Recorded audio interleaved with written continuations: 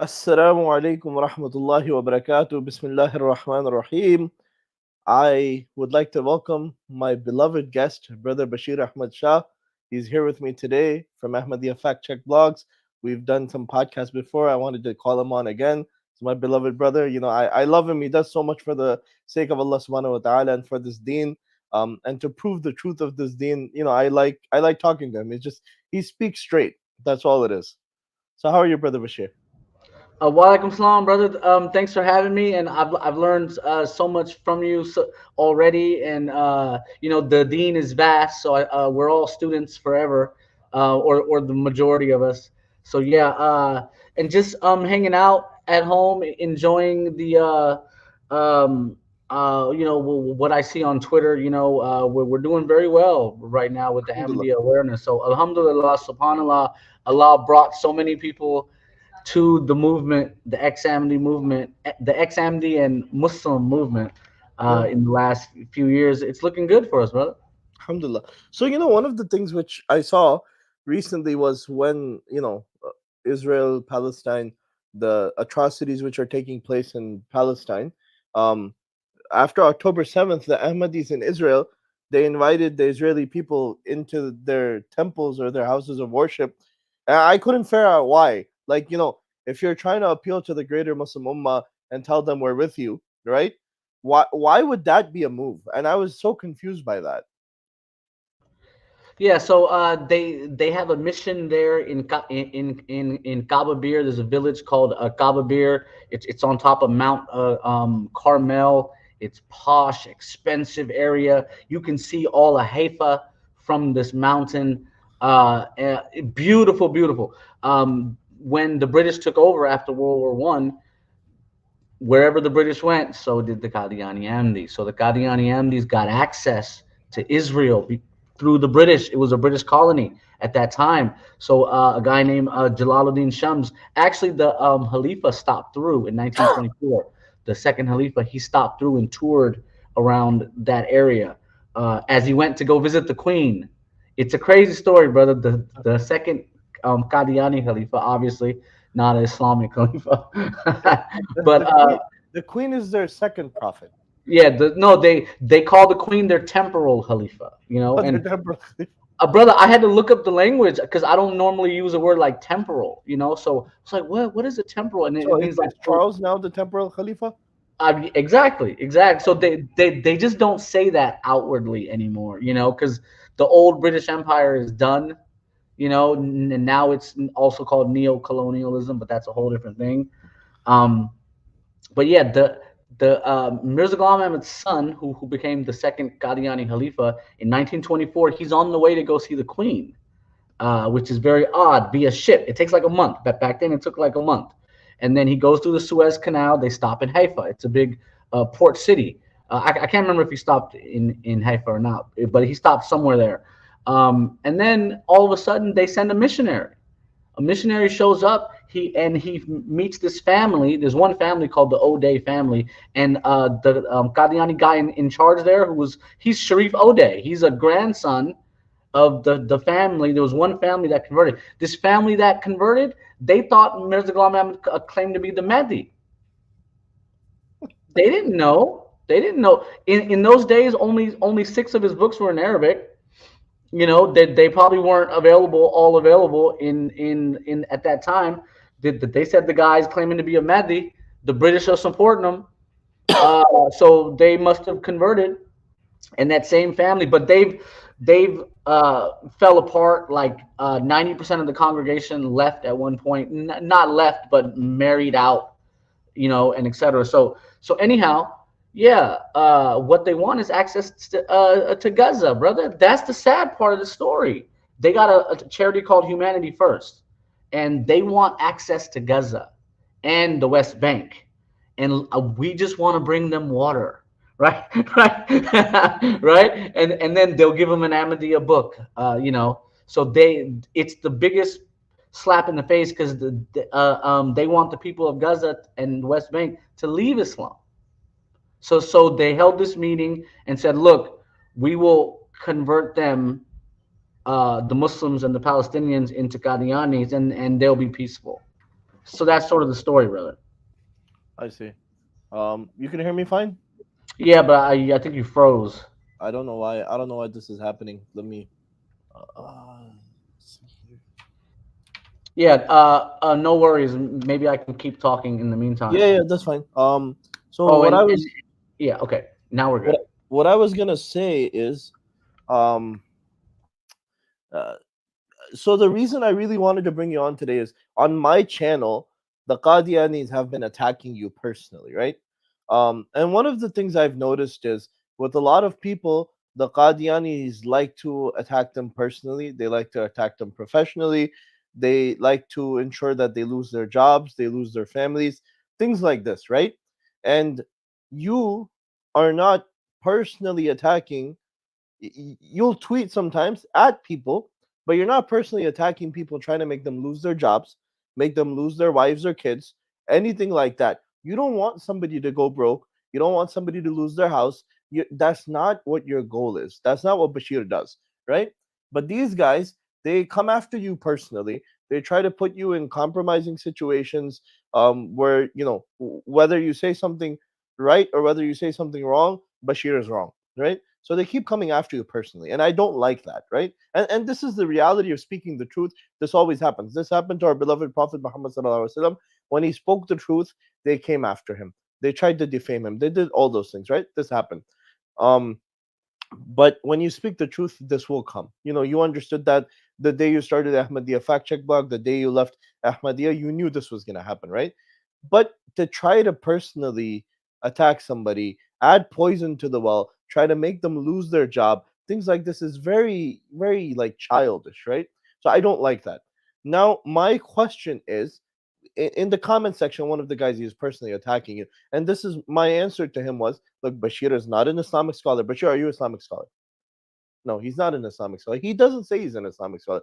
Bashir, if you say something incorrectly in Islam, or if I say it incorrectly in Islam, would we apologize? Yeah, we would apologize. Bashir has his, Absolutely, yeah, yeah, yeah. yeah, Absolutely. apologize. And we're all learning. So even in Salat, brothers make mistakes, people forget. So Yeah, yeah. So we're not scholar. Neither one of us is a scholar. So if we make a mistake, and with all due respect, we will ask Allah Subhanahu wa Taala for forgiveness. We're not gonna ask the Ahmadiyya movement for forgiveness. They are not our Lord. Okay, they need to understand that. They want to be the overlord over people. They want to have monetary influence over people, but they don't control us. Um, so the Qadianis, they go after people personally. They look up details on people. They try to expose them. When Bashir does his work, he doesn't personally insult or expose people unless, of course, they're doing something egregious or committing crimes. For example, the people who have been raping women, or for example, the people who have been, who are pedophiles. He exposes that. That is a crime, right? But to make somebody lose their job is very low, right? So one of the things in the comment section was, there was a guy who was coming after you, and I asked him, I said, okay, the Qadianis say, and it is in their books, that Mirza Ghulam Ahmad is, reincarnated Krishna. They said, we believe Krishna was a prophet of old, and people lost their way, and they also believe that, if I'm not mistaken, they also believe that he is Guru Nanak, or they don't believe that. yeah, he's the second coming of Guru Nanak in some metaphorical, spiritual. You can imagine what they come up with. Yeah. So I asked this guy to defend these positions, and I said, forget about Bashir. Bashir, forget about him. He said something wrong. He said something wrong. Why don't you defend this? He said, oh, go on our sources and you can look these things up. I'm like, I'm asking you to defend this. He said, I don't need to defend it to you. Why do they? Why do Qadianis personally attack people who go against Qadianism, Ahmadiyya, whatever it is? Why do they personally attack people? As somebody who has been attacked for years now, why? Yeah, it's in their psychology. This is what Mirza Ghulam Ahmad did. Whereas, as you know, Muhammad sallallahu alaihi wasallam, even the woman who was throwing trash on him, he didn't say anything. You know, Yeah, and in theft, and he prayed for them. You yeah. know, when they did all that to him. So I think even in Battle of Uhud, he lost some teeth. And I think maybe he prayed for them. I don't. It was something like that. I So don't remember about praying for them, but he did lose teeth, and that was something that happened. War, you get injured, stuff like that. But you always know the Prophet ﷺ, whatever happened, he would always make dua for people. right, he never held a grudge. Yeah, If they converted to Islam, that's it. It was over. So that's the example that I always knew about, and that's what I tried to do. But these guys all came after me personally, and they'll send family at you.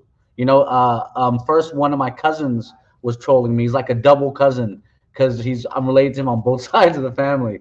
Troll. I mean, trying to go look up photos of me and etc. and trying to post photos and editing photos and video of me. Then there was this guy, Damon Stengel, this white convert from from Wisconsin. I think it was from yeah, like Oshkosh, with Wisconsin. This dude trolled me for like 5 years. He was like an yeah, 18. I think he was a teenager, yeah, and he was trolling me, posting, making fake accounts. They came after my kids many times. Oh my God! And some of these guys live local to me. There's a guy, Zaria Farouk, Zevius. He lives local. They don't want to meet up and talk. They don't want to invite me to their temple. Invite me, and I'll tell you guys, very in a nice, calm way, what all the issues are. So this is just what they're taught. Mirza Ghulam Ahmad prayed any of his opponents. He prayed for them to die, straight up and down. yeah. That straight like 1,000 curses, cuss words, harami, this, that. I mean, everyone saw the streams, I mean, the one information. of the things he would do, which I know, which I've read, is he would what is it called, mubahala debate, right? He would Yeah, call for that, and then at the same time there would be like ultimatums. Oh, if you don't come to this, you're gonna end up dying, or this is gonna anyway. end up happening to you. Some sort of grim outcome if you don't agree to meet with me or talk with me. This was always the case, and you don't see this with the Prophet ﷺ when he would invite people. He would send a letter, Bismillahir Rahmanir Rahim. What's it called? It would have his name at the top, Muhammad bin Abdullah, and Bismillah ar-Rahman ar-Rahim, and the whole letter, like, come to Islam, this is the truth, and stuff like that. It nowhere in any of those letters did it say that if you don't accept Islam, you're going to die, right? This is not the way of a Muslim. So you're saying this is like a psychologically built in thing that Qadianis are built to attack people. Totally. And it all comes, and I was saying that when I was 11, 12 years old. Subhan Allah. Subhan Allah. Allah says we're all born Muslim. Allah says we're all born, you know, a Muslim. So we all were, so if someone converts, they're a revert because you were that when you started. So so the Mobila situation where is from the Christians of Najran, and it never happened. It was only proposed. It never happened. And we don't even know a lot of the details on that. But if you look at the scholars for 1,400 years, they didn't do Mobila against anyone. Yeah, It wasn't like a standard. And Muhammad sallallahu alaihi wasallam was able to marry more than 4 wives. Some things aren't standards for what the prophets and the messengers. In chapter 5, 110 of the Quran, it says the no one laid a finger on Isa alayhi salam ever. Like, no, he was not arrested, he was not touched. These are I mean, their bodies don't rot either. So these are like special people. So it's in their psychology. Unfortunately, I see my dad with the same sort of behaviors. And the Quran says you have to stand up for justice, even if it's your own people. So I saw it in them, and I was like, this is wrong. This is wrong. And then I saw it in a few other family members. So sad, brother, but it never got to me. I'm not competitive. I lay down the huck, and they can go read it. yeah. You know. So like, why do they want people to lose their jobs, lose their livelihood, lose their family? What is behind that? And I don't know if you have the answer. I didn't send you the questions before or anything, but like, what could be the wisdom behind that? I don't even know. It's the embarrassment. Mirza Ghulam Ahmad had a revelation that anyone who opposes you, they will face embarrassment in this life. So these guys are taking it upon themselves to try to make these prophecies fulfill. You know, there's been a lot of talk about Muhammad Hassan Batalvi, and they went after his children many times.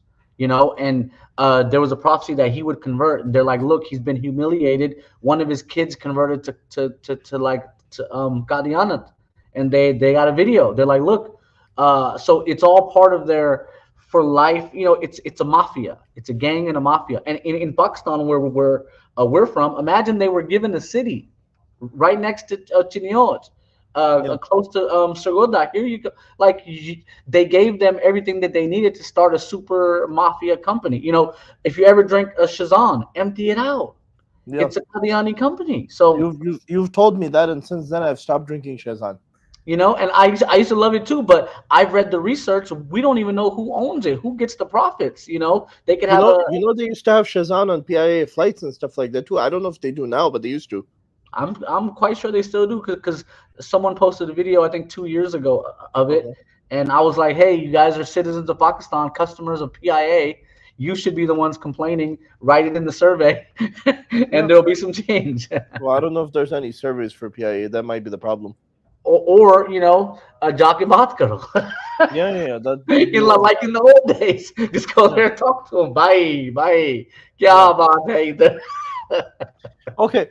So, like for example, in the comment section, this guy he kept coming at you, and I'm like, okay, why don't you defend these positions, which are really weird? And he wouldn't defend them, right? Why do Qadianis not defend these really weird positions like Mirza Ghulam Ahmad is the second coming of Krishna? Why don't they like defend? Oh, this is why. Like like for example, if I don't know something, I'll say, hey, look, I don't know. I'll come back with research, right? Right? I won't say just go to the website. That's all, right? I'll come back with research. I'll be sure of what I'm saying. I'll be confident in what I'm saying, and I'll defend my Prophet Muhammad Sallallahu Alaihi Wasallam. Why do they refuse to defend their prophet or their whatever ummati nabi, zilli nabi, whatever they want to call him, when he's saying that, hey, look, I'm Krishna reincarnated. I'm the second coming of Guru Nanak. These two positions are really really weird, right? Now, obviously, these are positions which were made to they have those constituency circles, right? Now, Right. these constituency circles were made a little bit bigger or added extra ones to get the Hindus and Sikhs to also join Qadianiyat or Ahmadiyat or whatever they want to call it. Now, Right. why do they refuse to defend these two positions publicly? Yeah, and they blame the Prophet sallallahu alaihi wasallam every time. Again, it's the Sunnah of Mirza Ghulam Ahmad. Mirza Yeah. Ghulam Ahmad taught them to do that. Mirza Ghulam Ahmad lied and found a daif. I don't even think it's daif. A tradition that's not even weak about the Black Prophet or something Okay. like that. Kanaya or something like that. I don't have it in front of me, but he twisted it and said no, it goes back to Muhammad sallallahu alaihi wasallam. It doesn't. Okay. It doesn't. You know. Razi came on and said Mirza Ghulam Ahmad was getting ilham for which hadiths are correct and which ones are not correct. So he wasn't even following any system. He was following, but there's no record of any ilham on this Krishna thing. You know, Mm. as far as the hadith is authentic or not. But and then they're taught to attack Islam every time. Oh, you're talking to a Christian? Okay, attack Jesus of the Bible. Oh, you're talking to a Muslim? Attack their Prophet sallallahu alaihi wasallam. And So, this is what they did in Pakistan. So in Pakistan, they had to be censored. You know, in all Muslim countries, they're censored. They can't just come out in the street and say these things. It's disrespectful. You know, yeah. and in fact, I think the first form of censorship was Jesus in India and Pakistan. I think it was censored because it's like that's so disrespectful to the Pakistani people, of which they were just connected to Kashmir. They know that's come on, you know, bas That itself is such a funny story, and we covered it in the last podcast series where we were like, if he came there, he lived there, there would have been some people who believed in it. It wouldn't have taken 2,000 years for somebody to believe. To be like, oh, okay, he came here, or the Prophet ﷺ would have told us, hey, they didn't hang him. He got on his magic carpet and he flew to Kashmir or something, right? Something, as blasphemous as that sounds, it's more blasphemous that they believe he moved and he lived in India for like 90 years. That's the height of blasphemy, and his mother. Let's not forget. Yeah, Maryam alayhi salam was like, okay, let's go. This is a good time to make a vacation to India. Yeah, and No, and she they claim that she died in the mountain of Muddy, and it was named after her. Is their and claim? there's no Christians there, right? Yeah, it was only like the British warriors. There were some Catholics because I think Catholics didn't send missionaries to British India because there wasn't a lot of Catholic converts. It was mostly other But branches but of this is Christianity. but Bashir, this is like 1700 years or 1800 years after Isa alayhi salam is said to have come. So I mean, we're talking about this huge gap where there's no Christians in India. And how do you justify it? And this is why I'm like, okay, defend your religion, defend your position, right? And it's, oh, okay, no, just look at our website. And I'm like, okay, fine, I'll look at your website. Or And they'll attack me, or they'll attack the messenger and say, no, this person is wrong. And it's like, well, you can call me wrong all you want, but history's not going to change, and everything you guys did is documented. So yeah, and what's it called? So that's, that was my main problem. Is it really hurt me, right? You're my Muslim brother, right? And we've been talking with each other for over 2 years now, alhamdulillah. yeah. It really hurt me, and I'm like, why are they coming after this guy personally, right? Why are they coming after this guy professionally? Why are they trying to, like, make him look bad, right? In front of Muslims, non-Muslims, everybody, right? He doesn't personally attack you, right? And then the guy sent me a link of this presentation your brother did on you with this dude from Africa or somewhere, right? And they're sitting there talking about you. And then, recently you've been talking about Jalsa Salana they had in India, right? In Qadian. Yeah, yeah. And it was a rather small gathering. Everybody was wearing Bluetooth headsets or something because most of them couldn't speak Urdu. Their medium of communication is Urdu, and we've discussed this before, where Islam's medium of communication is Arabic, right? And for some reason, their books, their text need to all be translated into Arabic rather than coming down in Arabic and getting translated into Urdu or Punjabi or whatever their medium of communication is. All this is all this is so bizarre, right? What language do we pray salat, right? Arabic. Arabic, right? But for some reason, after a thousand, after 1,300 years or 1,200 years or whatever point in time it was, all of a sudden the medium of communication became Urdu. And if you ask a Qadiani, like, what is the hikmah, what is the wisdom behind Islam now becoming a religion which is based in Urdu? I mean, what would they say? Do you know what they would say? Like what's the wisdom in that? Well, because their Khalifa can't speak Arabic, so Is that is that what it is? So Khalifa can't speak Arabic, so the medium of communication is now Urdu. Hey, look. In the West, in Germany, all as you know, forget the Qadiani Amnis, Desi people. 90% who are born in the West can't even understand Urdu as Yeah, and, well. and Subhan Allah, you're able to speak Punjabi and Urdu, right? Yeah, only because I'm old school. Yeah. So for me, it's like a lot of these things are really absurd. They're really bizarre, right? Now they're attacking brother Adnan, right, and his son personally, right? They're trying to go after them personally. They're wherever they go, they're going and they're hounding them, right? They just find them, and they're nice brothers. I don't know them personally, but like brother Adnan actually sits and talks with Razi, and has conversation with him. Now, somebody who, if they're afraid of Qadianiyat, would they sit and talk with them? No. Okay. Now, why don't the Qadianis invite Sunnis, or real Muslims, to their houses of worship and say, "Here, come, let's have a discussion"? I've never heard of that. Does that happen? No, I've never heard of it either, and they're not even really allowed to. Or There's a they not? they got banned from Speaker's Corner. So I didn't know. officially they can't go to Speaker's Corner anymore. Really? Okay. Yeah, so like anyone can personally invite people to their house, etc., but nothing on an official on camera. None of that's allowed anymore. I did not know that. Yeah, Um, yeah. Well, if you notice, there hasn't been any more Speaker's Corner conversations that's since interesting.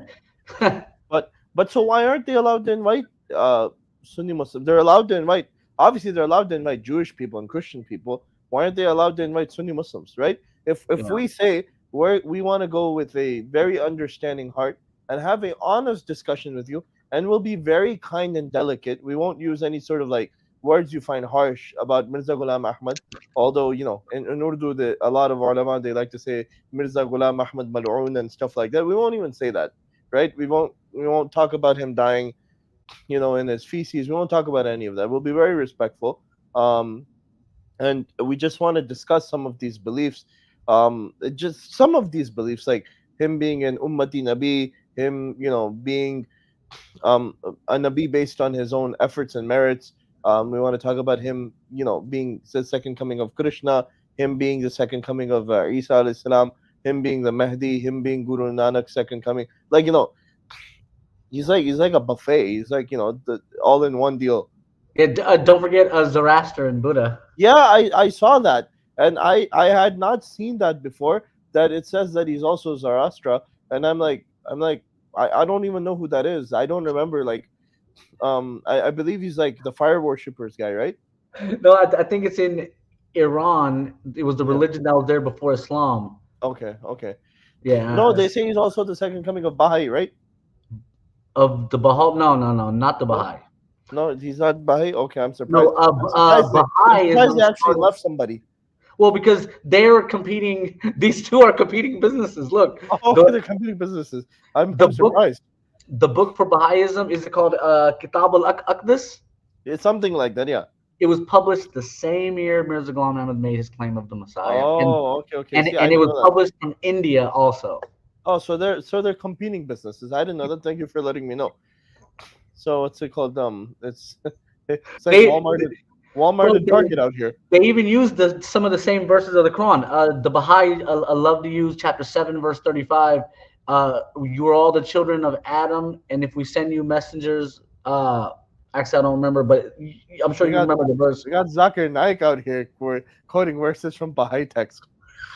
No, 735 of the Quran is the famous, Oh, I verse thought you were where talking about the Baha'i text. I was like, no, no, I no, was no, like, no.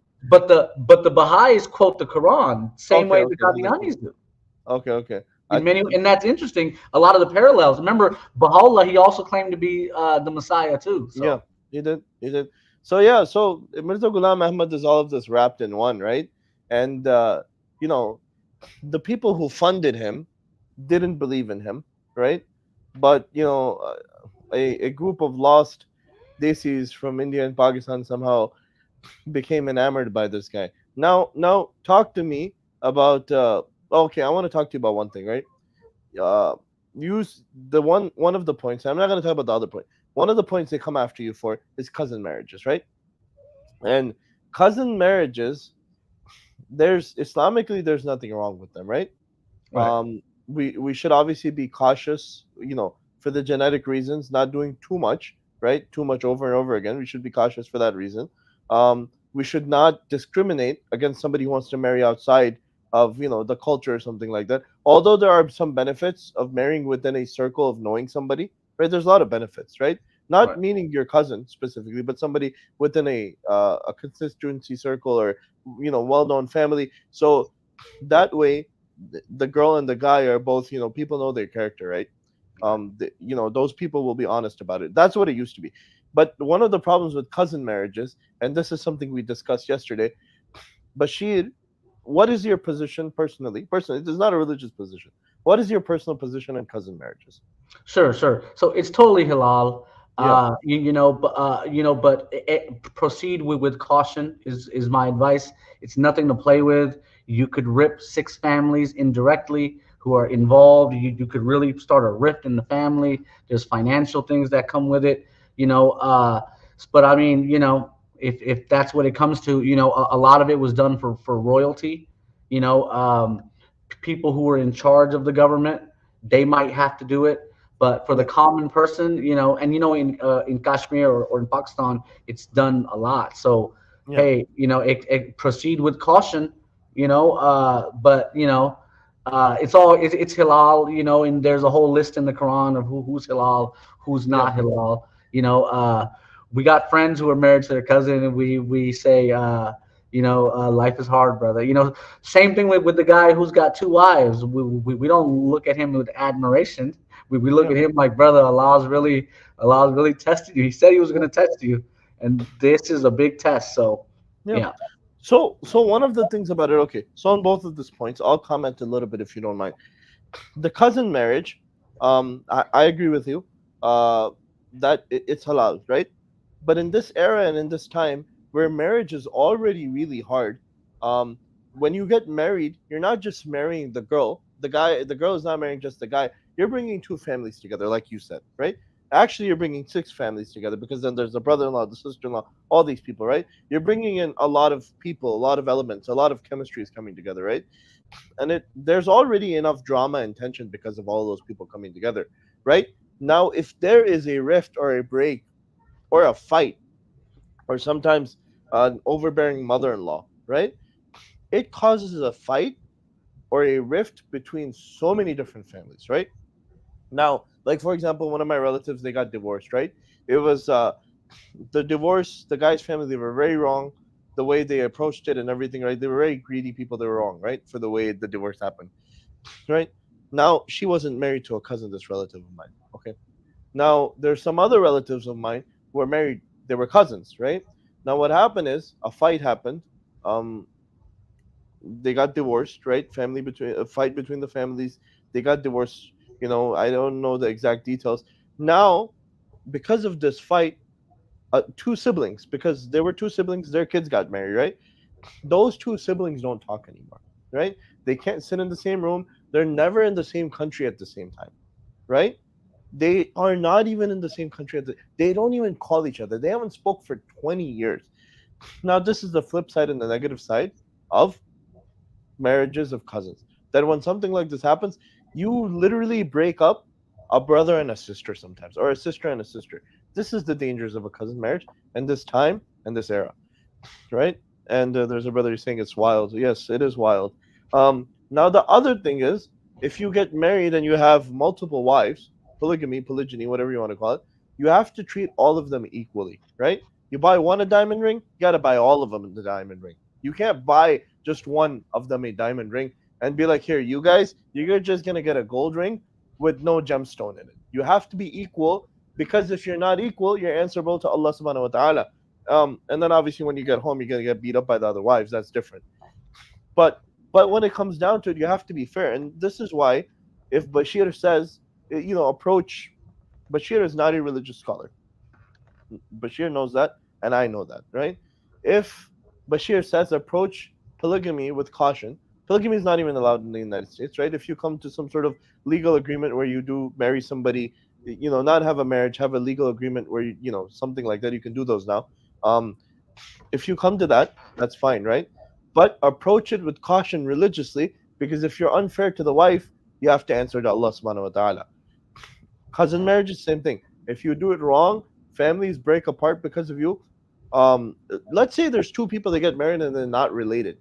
No kids, a divorce happens, right? They can honestly go their separate ways and it really won't affect them that much, right? It will hurt them, but it won't have an overall ripple effect in a family. Now, when two people get married, like we said, within a family, now when that fight happens or consistently there's drama happening, the whole family suffers, right?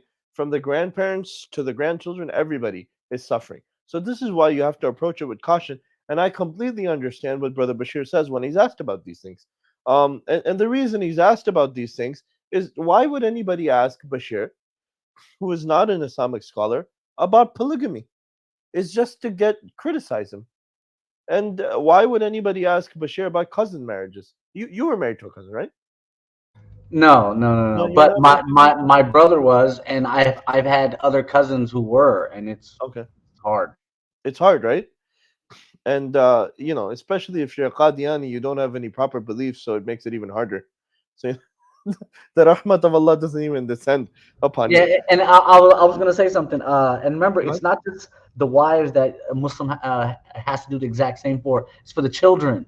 And remember, one of the seven deadly sins is to steal from the orphans, right? It's not just the orphans, just from children in general, Yeah. especially your own children. So if you have like five children with one wife and five with the other, that is an immense responsibility to be able to give each kid I mean, the most expensive thing is your time, right? Yeah. The Yeah. time.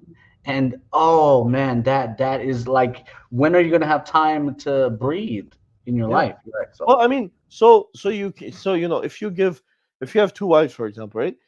You're having one living in a nice house, the other one can't live in a dump. The other one has to also have the same kind of accommodation. I know you've heard Mufti Tariq Masood Saab. He's a master on this topic. He's also pretty good on Qadianis. He said his challenge to the Qadianis is that if you believe Mirza Ghulam Ahmad was such a good guy, bring proof of his good character. They're like, you can't bring it because he didn't have good character, right? What our Prophet ﷺ was a hardworking man. Was Mirza Ghulam Ahmad a hardworking man? not at all. In fact, we were talking about wives. Mirza Ghulam Ahmad had his first wife. He neglected her for 20 years and openly wrote about it, and then only divorced her because she sided in the Muhammadi Begum. She was against him, and Yeah, that Muhammad Begum was against him. was, so Muhammad Begum he also made like those promises that she's gonna die, but she never died. right. And she was a relative. She was a triple She, niece. So this is she was, the things I'm saying. Look, all this could happen now. Look, your uncle's making a promise saying God told him that this rishta is gonna take place or yeah, something. It's just avoid all of it if possible. If possible. yeah, and it's about the modern day complications, really, right? Like getting married in general is hard enough, right? Finding a good person, right? I'm not talking about the guys only, right? For girls, if they find a guy, the guy might have character flaws as well. It's already hard enough to get married, and then you add in this you got Qadiani fighting cat in the mix now, and then what's it called? There's all these things, all these elements and all these issues that go along with marriage. Like some of the brothers have been talking with me, and they're like, okay, so there's this problem with marriage, right?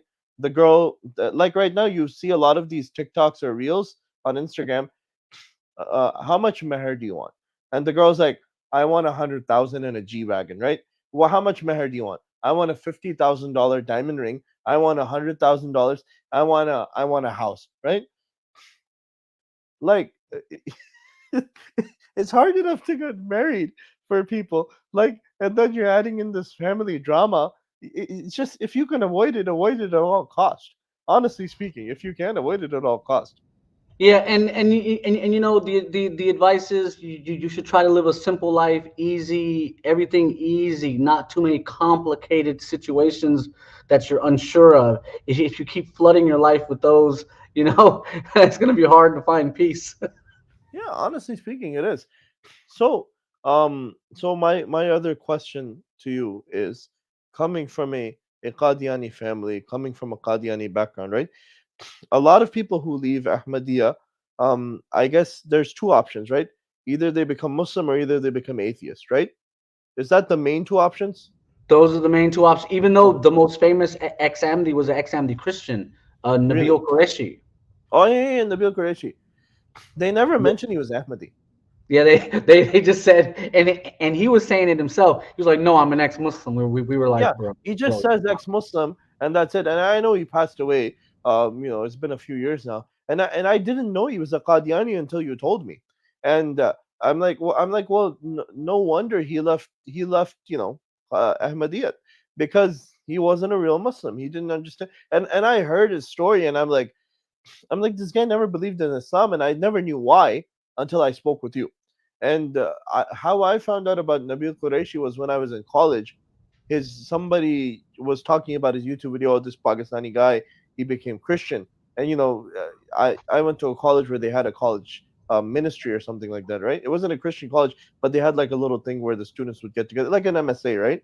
yeah." And they were talking about him, and I was wondering. So he was a Qadiani. He came to America, right? He lived here, right? Yeah. I think his dad was in the Navy or something like that. Oh, really? Yeah. And where I were read do it you know where they were based out of or anything? I know he was at San Diego for a little bit, but like military kids will bounce around Yeah, yeah. America. So you But I never think he was crossed in paths San with them. Diego for a while, and then yeah. I said you never crossed paths with him or anything, right? No, I never. And then he's the same age as me. Exactly. Oh, I'm really? coming from the same generation, but he was on the East Coast. But I don't think I ever bumped into him, or maybe I saw him and didn't know who he was, and maybe I was 15 or something. Okay. So, now one thing I want to ask you about is the a beautiful Jalsa Salana which took place in Qadian, right? And they put on this beautiful display for all 2,000 people that were there, right?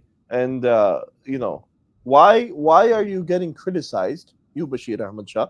Why are you getting criticized for the amount of people who came to Jalsa Salana and for saying how many people who came there?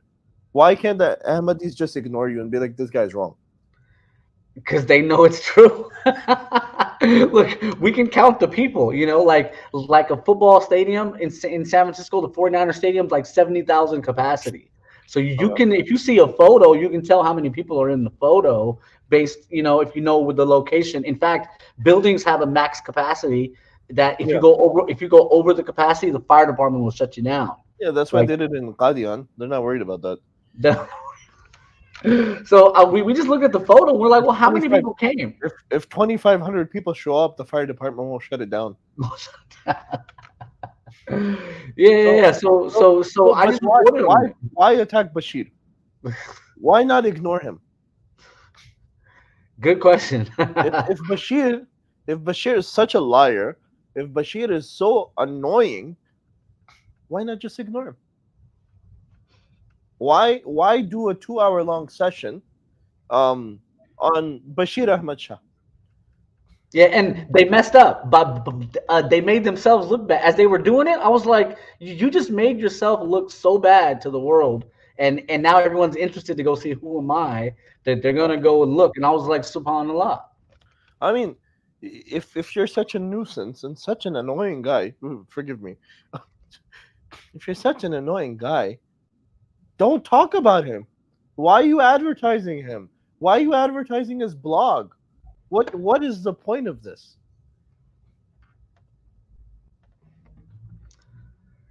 It's a huge obsession. I mean, okay. Look, criticizing a faith or a religion, right? Or dissecting it, right? Dissecting it is different, right? Dissecting a figure from a faith, right? If we said, okay, we want to discuss Isa alayhi salam, okay, we want to discuss his life, how great he was, okay, we love him, that's why, okay. Now we're like, we want to discuss what's it called, Baha, or what, Baha'u'llah, right? You want to dissect him and criticize him. It's different. Who is Bashir Ahmad Shah that somebody spends hours upon hours criticizing this guy? Bashir Bashir is not a scholar. Bashir is not a revered religious figure like some big alim or something like that. Why waste hours, resources? Are you this much of a pain in their side? Subhan Allah. I'm sitting here criticizing Bashir as a Muslim brother to his face, and Bashir's just sitting there laughing. And it's it's beyond me that people are coming onto my YouTube channel. This is what really bugged me. People are coming onto my YouTube channel to tell me how bad you are. They're How like, bad? don't be friends with him. Don't be friends with him. How come you're bringing this bad guy onto your channel? I, They did that to the Dean Squad too. They did it to Sabil Ahmed. They did it to everyone's channel I went on. I think they did it to the three Muslims. They just said, "Hey, why are you guys allowing?" I have a small channel, Bashir. I don't even have a big channel. They're coming on videos that are 2 years old to criticize you. How do they find these videos? For me, it's good. They comment, my videos show up more for people. But why? They What just what can't what help is it. They what is just what can't is your help brother's name? it. Huram Shah. Huram Khurram Shah. Shah, right? Yeah. Khurram Shah on Twitter. Curtis, obviously, sometimes you also you don't tag him, but I think he has you blocked, right? That's what you Yeah. said. He has you blocked, but sometimes you'll just write. Um, my one of my friends is writing here. He has a message for you. They don't understand how publicity works. Sometimes you'll write Khurram, or sometimes it has. Does Razi also have you blocked on Yeah, On Twitter? yeah. Why? I don't understand this. One thing about Piers Morgan, right? Piers Morgan blocked Bassem Youssef, right?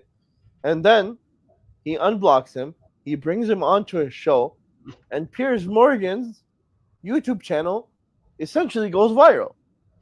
Piers Morgan has gotten so many views. He's gotten so many, what's it called, watch hours because of Muslims, right? If Piers Morgan just brought on Israeli, mouthpieces, Piers Morgan would still have 1.3 or 1.4 million subscribers. Piers Morgan brought on Muhammad Hijab. He brought on Bassem Youssef. He brought on Hussam Zomlot. He brought on Dr. Mustafa Barghouti. He brought on all of these people. He brought on Dili. All these people. Millions of views on each video, right? He knows how it works. He understands it. He's like, I'll disagree with them. I'll give them a hell of a hard time. People will complain, but next time I bring on a Muslim, people will come watch again. He brings on Israeli people, nobody watches, right? Compared to the Muslims. And then he brought on Andrew Tate, right? Piers Morgan brings on Andrew Tate again to speak as a Muslim, right? Because he knows how it works. Why don't the Qadianis? I know sometimes they invite you on their channels. No. No, they don't. Did No, they used to? True Islam, all their main channels, I show up, like, there's a way to block me on StreamYard, and they blocked me on StreamYard. No. I mean, I feel like, what is it called? Ahmadi Answers or something? That's And Razi's the channel, right? Resi channel, They yeah. should they should invite you on, They criticize so many people, right? They criticize so many people on that channel, but they don't invite anybody onto that channel, right? They used to criticize Mufti Pandor from England. Invite him onto the channel. He's part of the Khatm and Nubuwwat movement in the UK, right? Invite him onto the channel, right? They criticize. Have they ever invited Adnan onto their channel? Yeah, True Islam UK is inviting them all the time. In fact, No, they're but is inviting. Ahmadi Answers inviting him? Oh yeah, yeah. I think so. So they've invited Brother Adnan onto their channel and had a. Oh yeah. He always has an invite, just Okay. because he's very popular, so they Okay. see him as someone that they want to be seen with, you Okay. know. So that's why Ruzzy has even like popped up on Adnan. Adnan doesn't even know Ruzzy's at the RIS conference. The Yeah. RIS He's conference, at the RS conference. That was so absurd. because so he sees someone who has a huge YouTube following, Okay. and they're like, let me go talk to them and get us some views. So, but they'll never do an XMD. It's the XMDs they Okay. have the allergy with. Okay. So that's dangerous. You Yeah, because might. so we've refined all the arguments because we've heard them all. Okay. Some people have never really heard of all the implications with Isa al-Islam and how they could be twisted. They've never even heard of the. No one's ever took it this far. Yeah. So when people hear it, they're like, "What? What?" But someone who's experienced, who's heard it now, knows how to respond. So So one of the things now we find in some communities, I'm not going to take the names, some communities, Muslim communities now, who have come out from Ahmadiyya. Ahmadiyya influenced the nation, and then from the nation there were other communities that came forward, and now we're hearing things like, "Oh, Hazrat Isa alayhi salam coming is only metaphorical. It's not a real thing." And then you're like, "Okay, where does this come from?" And you realize, "Okay, it comes from Ahmadiyya, right?" And they've infiltrated everywhere they can to try to confuse people, right? We spoke about their sort of like um unfortunately handing out their daughters to Sunni Muslims to make them Qadianis, right? We know who is the Khalifa right now? What's his name? Mirza, what's his Mirza name? Masroor Ahmad.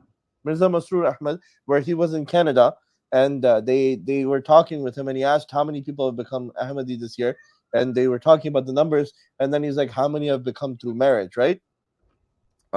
In India they have a term, it's called love jihad. You've heard that before? Yeah, that's that they use that to say that people convert Hindu girls to Muslim to marry them, and this is love jihad. Honestly, the Qadianis, they took away jihad from their religion, but they just added it in a different form, love jihad. So they hand out their girls. I don't know if it's the guys that they hand out as much, but they hand out their girls to get people to become Qadiani. Unfortunately, very sadly, and this is the lowest level that anybody can go to, is to give out their daughters to make people join the religion, right? This is not something we're supposed to do. The Prophet ﷺ, even at the time when Hazrat Fatima radiallahu anha was getting married to Hazrat Ali, he went and he asked her for permission that, do you want to marry Hazrat Ali radiallahu anhu, right? We learned this from our beloved Prophet Muhammad sallallahu alaihi wasallam. These guys are giving out their own daughters to gain followers of their religion. This is sad and low, and there can be nothing lower than this, right? And brother, it's Islam. It's the haq. You don't need to do anything. It's going to work itself. Yeah, Subhan Allah, it's it's just sad. Like, what have they descended to? They've taken Islam, they've ripped its elements out, they've made it, they've sold out, right, for money. Um, sometimes to me it feels like the Aga Khanis have more principles than the Qadianis. Um, and they've, they sold out to the British. They're allowed to build their houses of worship in Israel. Like, Muslims are given a hard time. How are these guys not given a hard time, right? Like, what in the world? Obviously, they were made by the same people who made Israel. That's why, right? वो भाई हैं, दोनों भाई हैं, Right. दोनों zilli भाई हैं. And have you seen the photo of their temple on top of this mount? I think I have. I think you sent it to Yeah, me. you can see it from like 5. Everyone will be like, "What is that?" That's very nice. I saw the pictures right now when they invited all these Yehudi people, and they had them all sitting there. Everybody came wearing whatever the hell they wanted as well, right? Like, when you invite people, non-Muslims, to a masjid, right? You're very respectful to them. You're like, hey, come wearing something which is modest, right? You make sure that they come, because it's a masjid, it's a house of worship. Now, if you're doing the program in like a hall somewhere, or a joint program in a hotel or something, then you don't have, like, you'll still have a dress code, professional, right? Professional, modest, right? But if you're inviting people to a masjid, you gotta be like, come on, just dress up a little bit more respectfully. And they don't do that. And why would you not do that? It's because you want to eat out of their hand. And if you want to eat out of somebody's hand, you can't criticize how they look, what they do, or what they wear. Right. But you can criticize Bashir Ahmad Shah for freaking having an opinion. For telling people, hey, it's better with your female cousins if you treat them like your sisters, because you'll know them for longer, and they're really like your sister. Because in our language there isn't even a word for cousin. It's chachi di beti or whatever. Yeah. You know what I mean? There's no Chacha's word. Chacha's Ben, whatever. Yeah. Yeah, people give the lineage. There's no word for cousin. It's like your sister, just like your regular sister. So try to keep the family ties strong. And and there's other pitfalls. Like but at the same time, when the girl and the guy, they come of age, they come to 13, 14 years old, they can't interact like siblings any longer. Right. They have to make sure that the girl is observing parda or hijab around the guy and stuff like that. We have a problem in our culture where even after that point, we let them interact like brothers and sisters, and that's problematic. Right. If she's married, bro, then it's like you're not gonna be really talking and hanging out. yeah, you shouldn't be. You shouldn't be. How does that even make any sense? Like, why would you be? Yeah. But these people, they will even come out and criticize you for wearing 49er shirt. They go, look at this guy, he's wearing a 49er shirt. He's not a Muslim because he wears a 49er shirt. Or something ridiculous like that. Right? So they don't what is their position on Muslims now, right? Us Muslims, the people who are actually Muslims. Do they think we're kafir, or what is the position on that? I don't really know. Yeah, so their position is to not say it. Why? Because in 1923, the Mirza Ghulam Ahmad's son said, okay, even though they deny prophethood, et cetera, it's not okay to keep saying it to them, and that was after World War I had ended, and they were about to go out and do tabligh and dawah. So they're like, okay, don't, because just before that, a few years before that, he was straight up like, anyone who doesn't accept Mirza Ghulam Ahmad is a kafir. He was saying straight up. Even the Lahori Ahmadis denied the prophethood of Mirza Ghulam Ahmad. They were calling them kafir because they were denying the prophethood. So all of a sudden he changes and says, well, let's go to America, find these Muslim populations, and they found them in Highland Park, in New York.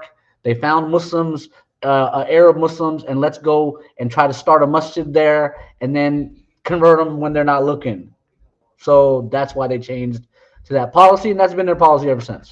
Okay. So basically, don't say anything. So that way they continue to believe that we don't think they're kafir. Yeah, yeah, and Before that, they'll come up with other excuses too. So but before that, they did say we are kafir. yeah, totally. During World War One, they didn't care. They went savage, and then now they're like, okay, Okay. One more question. Allama Iqbal. okay, Okay. What's it called? What was he married to a Qadian?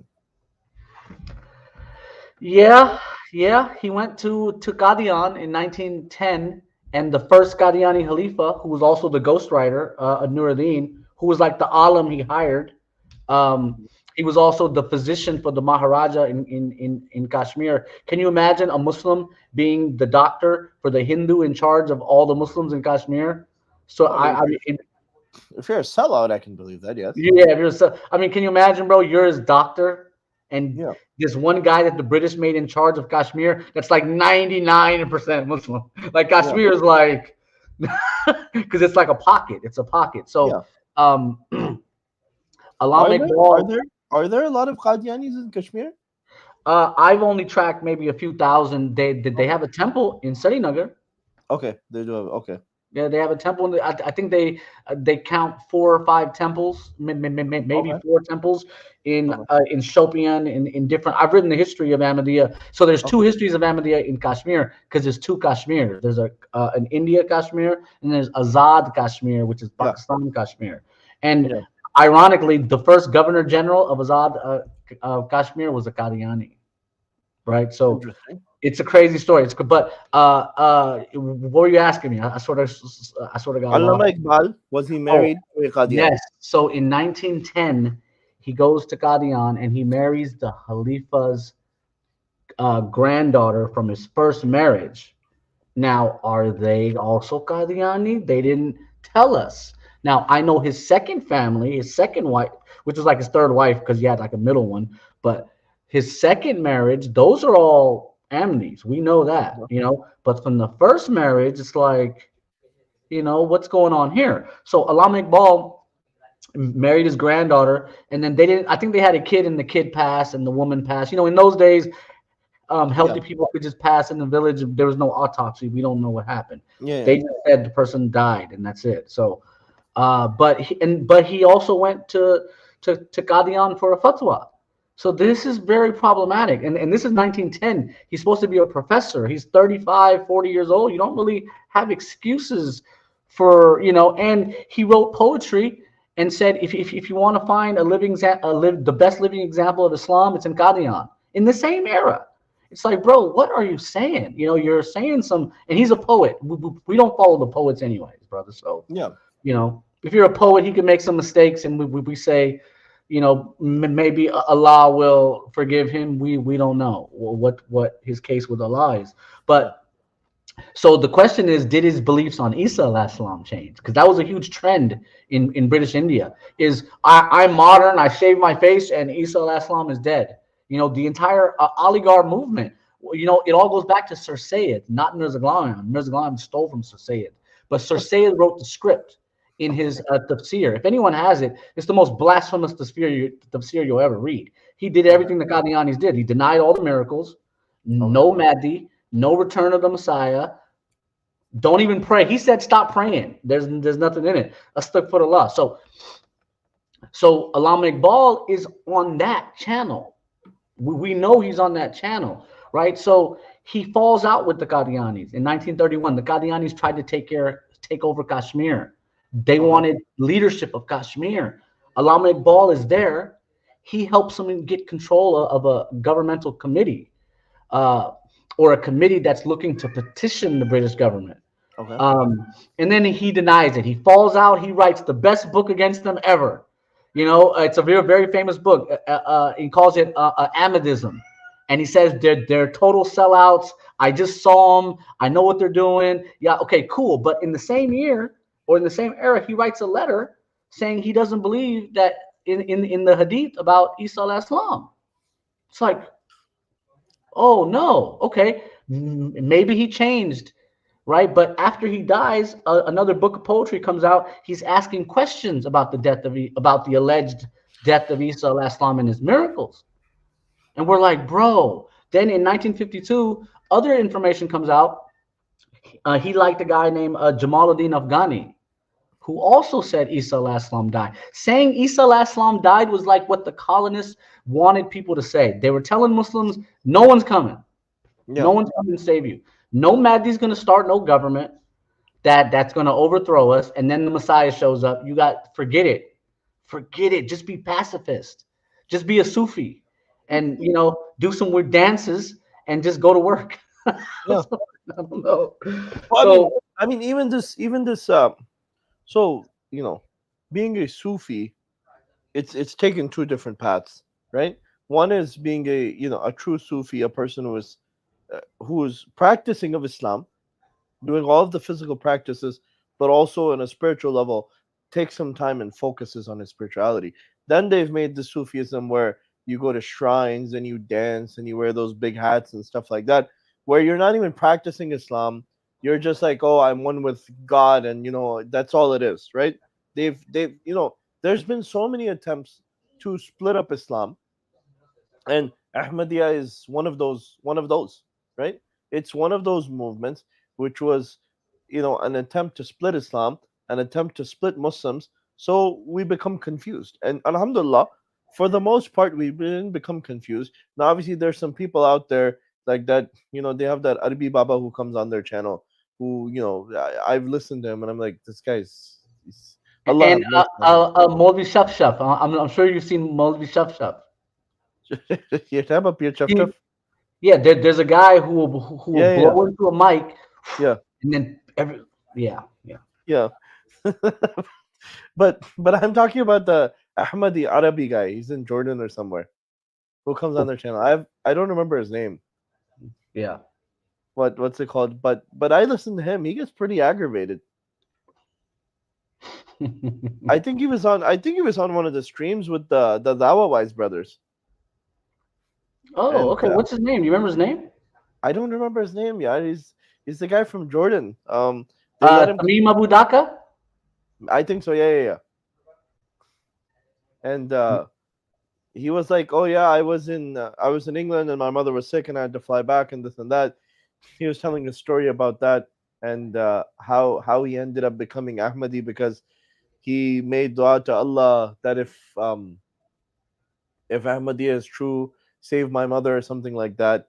And his mother got saved. I don't remember the story, but the guy's just he's this is one of the things which sort of when you hear things like this, you're like, okay, are you that big of a abid, that big of a worshiper, that your prayer is so strong, and your connection with Allah is so strong that this is gonna happen for you, right? A lot of times I hear atheists, right, former Muslim atheists, ex-Muslim atheists, and if you follow their journey, right, basically they tell their life story. You're like, this guy never had like true belief, right?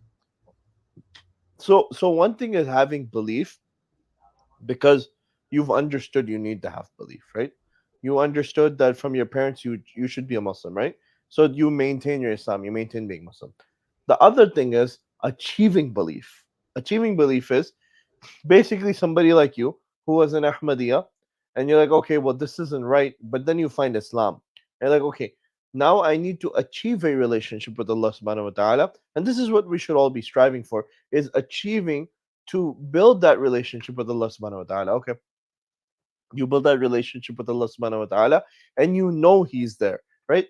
Most of these people only had a ground level relationship with Islam, not with Allah even, right? Only a ground. And you'll hear these stories like, oh, I prayed so hard and I prayed to God, change my life, and it didn't change, so I don't believe in God anymore, right? Like these superficial things, right? So this one guy's like, if Allah is real, he'll strike me with lightning and I'll die. And he's like, oh, I'm still alive the next day. This is why Allah isn't real. Like, it doesn't work like that. If everybody on earth said, "Oh Allah, give me $1 million, otherwise you're not true," and the next day nobody gets $1 million, would the whole world become disbelievers, right? So Yeah, brother, it's totally ridiculous how people think. Look, okay, I might make dua a lot. I'm gonna go out in my car and go to and drive 100 miles. Okay, but the car is gonna work. I know it's gonna start up. yeah, And there's a hadith that's about a tiger camel. tell your camel, yeah. Don't just be so drenched that you come on. Allah gave us free will. He put us on this planet to solve a puzzle, to be tested, not to just say Allah will take care of it. You got to act. You got to do something. If you want to feed your family, you got to go to college. If you're not going to go to college, start a small business. Do Anas something. ibn Malik reported, a man said, "O Messenger of Allah sallallahu alaihi wasallam, should I tie my camel and trust in Allah, or should I leave her untied and trust in Allah?" The Prophet, peace and blessings be upon him, said, "Tie her and trust in Allah." This is from Tirmidhi. Yeah, and there's so many like this hadith. I think is in every book. Everyone knows it. Yeah. Well, you mentioned it, so that's why I was like, let me look it up real quick. Yeah, so people end up just saying, "Well, I don't want to do the work," because they don't want to do the work, the hard work. Brother, we're all men. Allah made us, not all of us, but half of us are men. Allah gave us testosterone. You have no excuse for going out and not learning a trade. No excuse at all. Young man, a young teenage man, go out and learn something. Don't say, "Oh, I'll just pray to Allah and everything will just fall into place." That's not, Well, we same live thing with the. now we live in an e-commerce era. Nothing else. You can start an online business and struggle for a few weeks, and it might start working. You can go on TikTok, have a TikTok shop. But if you're Bashir, the Ahmadis will get your TikTok account blocked, so you'll be out of luck on that. Yeah. Yeah, I mean, do something. Do You have something a TikTok with your account life. still? Yeah, well, I know it was banned, and then I learned all the rules, and now I have a TikTok account. I don't even put my face on it, but just for clips that I need, Why was it banned? Like, you said you found out the rules. So what was Oh, the rules you were not following? you really can't post videos of people who don't like you. So like, I don't post videos of or in the language. The language gets a lot of hits too. So the title, and then it's got to be non-threatening at all. Uh, You're not a threatening guy. no, but if people could report any words that are on their list, Oh, okay. of dings, like there's a lot of YouTube is listening to everything that we say too, and if they hear certain things, certain Yeah, algorithms turn on to yeah. to redirect. So it just took me time to learn what the rules are and how I can use it the technology to my advantage. For example, Rusty's using a lot of optical scanner to scan old books for keywords. He's not reading them. He's not reading these old books. Like, the scholars from the old school, they read all these books. You Okay. know, these guys aren't really reading them anymore. They're just searching them for different words. But now you can search. Like, I've been searching newspapers and finding all kind of information about Ahmadiyya. So we, Okay. we need to use the technology to our advantage. And for the young people, for the young men, I say do it when you're a teenager and early 20s. Hurry up and figure out what you're going to do in life. Don't be the cab driver. Don't be the guy who takes the easy way out. Okay, when that's an old man's job. You can do that when you're 60, when you're 70, when you're Yeah. 20. You can, and there's a lot of money in welding and plumbing and construction. So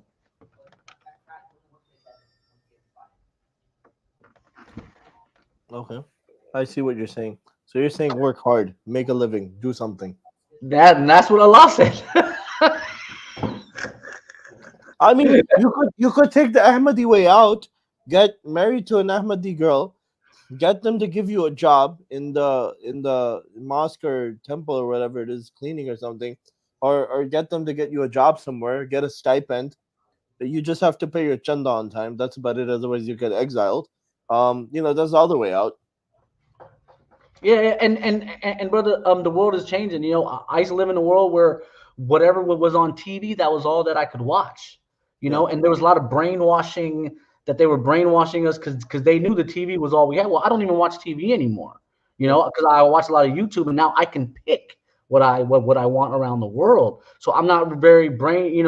Same thing with like the music and all of that stuff is before it was bombarded upon us. So times are changing, and we got to use all of this to our advantage. And the Ahmadis still choose to go on YouTube and watch you. And watch.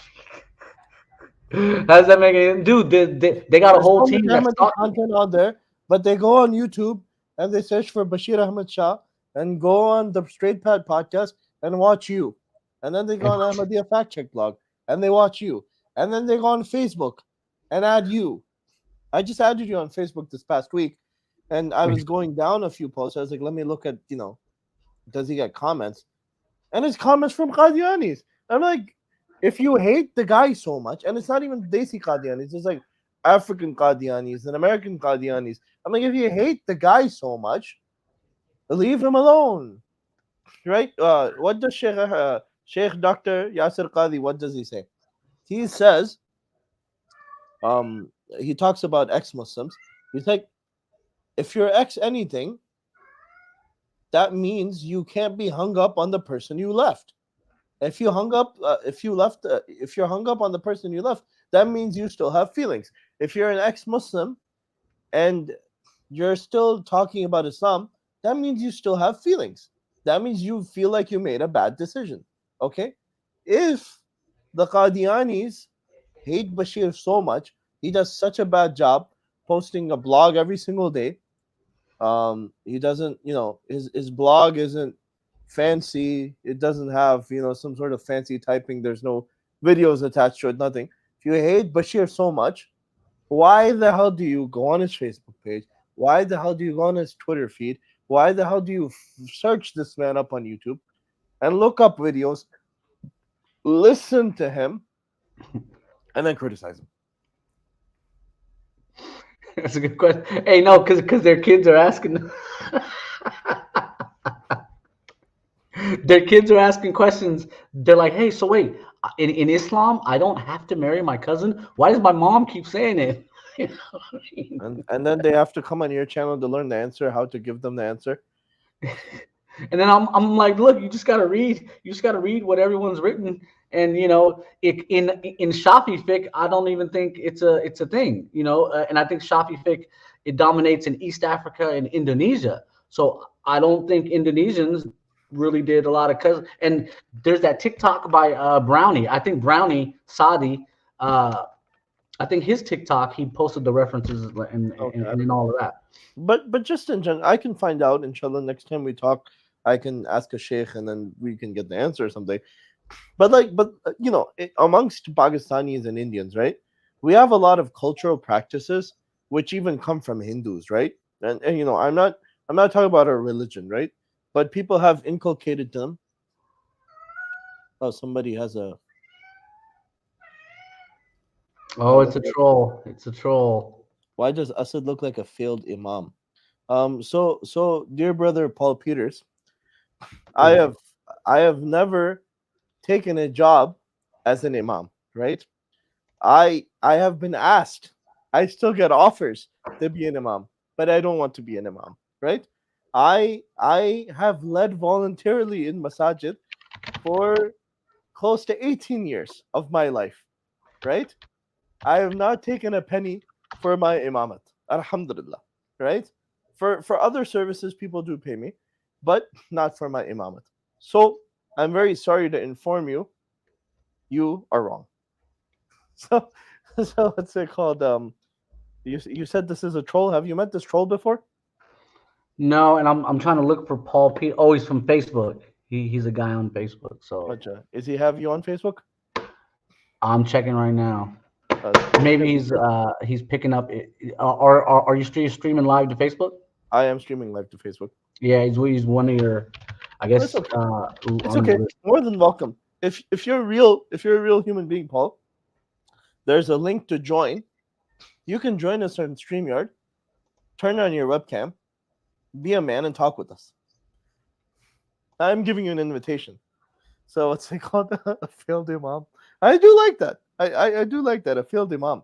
So the imam concept is not really a concept in Islam like in Sunni Islam. In Ahmadiyya, it's a big thing, having murabbis and imams and stuff like that, where they're revered and honored a lot more than other people. Um, but it goes back to the question you were answering. You were like, they have to come to your content to find out how to answer their children. Yeah, and so someone told me, they're looking to build content. They're watching me to see what I'm working on, and they're building responses. Like I recently went through the history of Ahmadiyya in America, and I Okay. found that their Molvi married a married woman, and there was a court case about this, He and married a what? a woman who was already married. Oh, okay, okay. And maybe it was an accident. I'm not entirely Probably sure. an accident. But the woman, back then it wasn't digital. So if you leave state, but there's an ethical thing. If a woman was married, she should know that she needs a divorce certificate Yeah, before she gets married again. So maybe yeah. she wasn't being ethical, but this guy's involved. He ends up having a kid with her, and then Mm, he abandons them all. And he told the U.S. government he promised to not practice polygamy, okay. but he still did. He still did. At a Yeah. minimum, he's in trouble because he admitted to being married with 4 kids as he arrived in immigration. Mm, And then he said no, because as you know, in Islam, polygamy is not mandatory. So that's the argument he made. mm. But 2 years later, all of a sudden, he gets a woman pregnant, and then he marries her. And then we found out before that he was in England, and he So got a he mate. got her pregnant and then he married her. Well, the dates, Okay. we're looking at the case, and we're like, well, because in England, he had got a woman pregnant and he didn't marry her, and he Oh, just okay. fled England. The kid grew up in like a boarding house. Mm. The kid was abandoned. The family just found out it was an Amity missionary. Um, so I reported on all of that. So they responded in Oh, their did they? newspaper on their website. Which one? Love for all, hatred for none? No, it's called Al Hakam. Al Hakam. Just Yeah, no. And they use the word Hakam because Isa alayhi salam is supposed to be the Hakam and the other. okay. So they're like Mirza is the Hakam, so they named this newspaper Okay. Hakam. Al So Hakam. they responded to this. They responded to all because I found newspaper clippings, solid references, right, that no one had ever found before, that proved that this whole thing, that this episode happened. And then they responded in their newspaper, so they're watching everything I do. I'm not the only author of the blog because people send me Oh, things. really? Okay. Well, I'm the only author. I'm the Oh, only one. you're the only publisher. Yeah, the guy who's writing it up. But people are like, brother, when I met with you, everything I learned from you, Yeah. I'll use it later. You know what I mean? And then Yeah, I'll yeah. go look up the references. Brother said this. I went and found the reference, and then I wrote it. But I didn't say who helped me get to it. And in Yeah. fact, some lady from Germany, a PhD scholar, I can't remember who it was, but I used some of her information on the blog, and then she left a comment, kind of mad. She said, "Hey, why'd you use my research and didn't give me credit?" I was like, "Oh, can I give you credit now?" She said, "Yeah." And I just went and added. Yeah. I'm like, oh, I will add anything. I'm not, don't think I'm trying to steal. I'm just posting the information. So, I saw that um, you're one of those Muslims that after masjid you do haram. After masjid. I don't I get I have an idea of what he's saying, but I'm really confused on even if you're Muslim. But it's fine whether you're Muslim or not. No, alhamdulillah, I don't, my most of my day is spent in work, and then after work, throughout the course of the day, I am blessed to be very close to a masjid. So I'm able to go offer 4 or 5 prayers in the masjid a day, and then I do my video editing work. I'll do some reading. I teach classes, so I'll do some reading for my classes. I give khutbas, so I'll do some reading for my khutbas, do some research, and then I go home, I have dinner, and then I go to sleep. Do I follow the Quran 100%? I try my best to. This individual, Paul Peters, is asking me if I follow the Quran 100%. I try my best to. I think this should be the goal of each and every Muslim, right, Bashir? To follow the yeah, Quran 100% to the best of their ability, right? This doesn't mean somebody does, but you should try to. the intention is Intention. always. Yeah. Paul Peters, do you follow the Quran 100% or not? If that is your real name, which I doubt it. If we'd like to know if you follow the Quran 100%. And I'd also like to know if you're one of those Muslims who, after you go to masjid, you do haram. Maybe after you go to the masjid for Isha on a Saturday night, you hit up the club or something like that. If you can let us know, you can be honest, since you're hiding behind a wheel, and we're not. Bashir has guts. Bashir doesn't hide behind anything. Bashir brings his own face on, and he takes all this abuse from Qadianis. So even if the Quran is 500 years old, you're going to follow a book with backdated text. Well, the Quran isn't 500 years old. That's one mistake. And I don't know what point you're trying to make. Whatever point you're trying to make, write the whole thing out, and I'll read it in one go. Yeah, and brother, wasn't the Quran in existence even before? I mean, because It everything's was in written. Lawh Mahfuz. Lawh Mahfuz, yeah. Yeah, everything's written. Our lives are written. Whether Yeah. me and you go to heaven or hell, it's all written. The Yeah. prophet will be asked a certain amount of questions on the day of judgment. Will be asked some Yeah. questions. Allah already knows the answers. You know, everyone's going to be asked the same questions. The Yeah. prophets might get asked some different questions. You know, because they're a Yeah. different category. But Yeah. the layman will be asked the same question every other layman is asked. Yeah. So no, but what I was saying is, Alhamdulillah, Bashir, he has a channel. It's a growing channel. May Allah subhanahu wa ta'ala put barakah in your channel. Bashir has guts. He puts his face out there for you guys to see. Doesn't hide behind anything. He's not employed by the Muslim community, right? He has an actual job. He works an actual job, which you guys keep trying to attack and try to keep getting fired, which is really low. And Bashir, he takes care of his family. Whoever interacts with him, he takes care of them. Takes care of his sons. He's a good guy, right? Alhamdulillah. Bashir is a human being. Bashir will make mistakes. I'm a human being. I make mistakes. Bashir is a human. I'm a human. We both commit sins, right? We both commit sins. But at the end of the day, if we go back to Allah subhanahu wa ta'ala and ask Him for forgiveness, I didn't say it's an outdated text. You said it's an outdated text. This guy's saying, if you say so, it's an outdated text. We never said it. The Quran is outdated text. Stop making stuff up. I said the link is out there. You want to join the StreamYard? Turn your camera on, join the StreamYard, and say what you want to say. Yeah, and You let me just absolutely say can. something. There's nothing in the world like the Quran. Not the, and in respect to the Christians, the Jews, and the Buddhists and the Hindus, but no text, no scripture is what the Quran is. It's a direct Yeah, speech of Allah. No one else has that. I'm yeah, sorry, they just don't. They got other things. We have speech. The kalam Allah, the kalim of the pen. This is Allah speaking.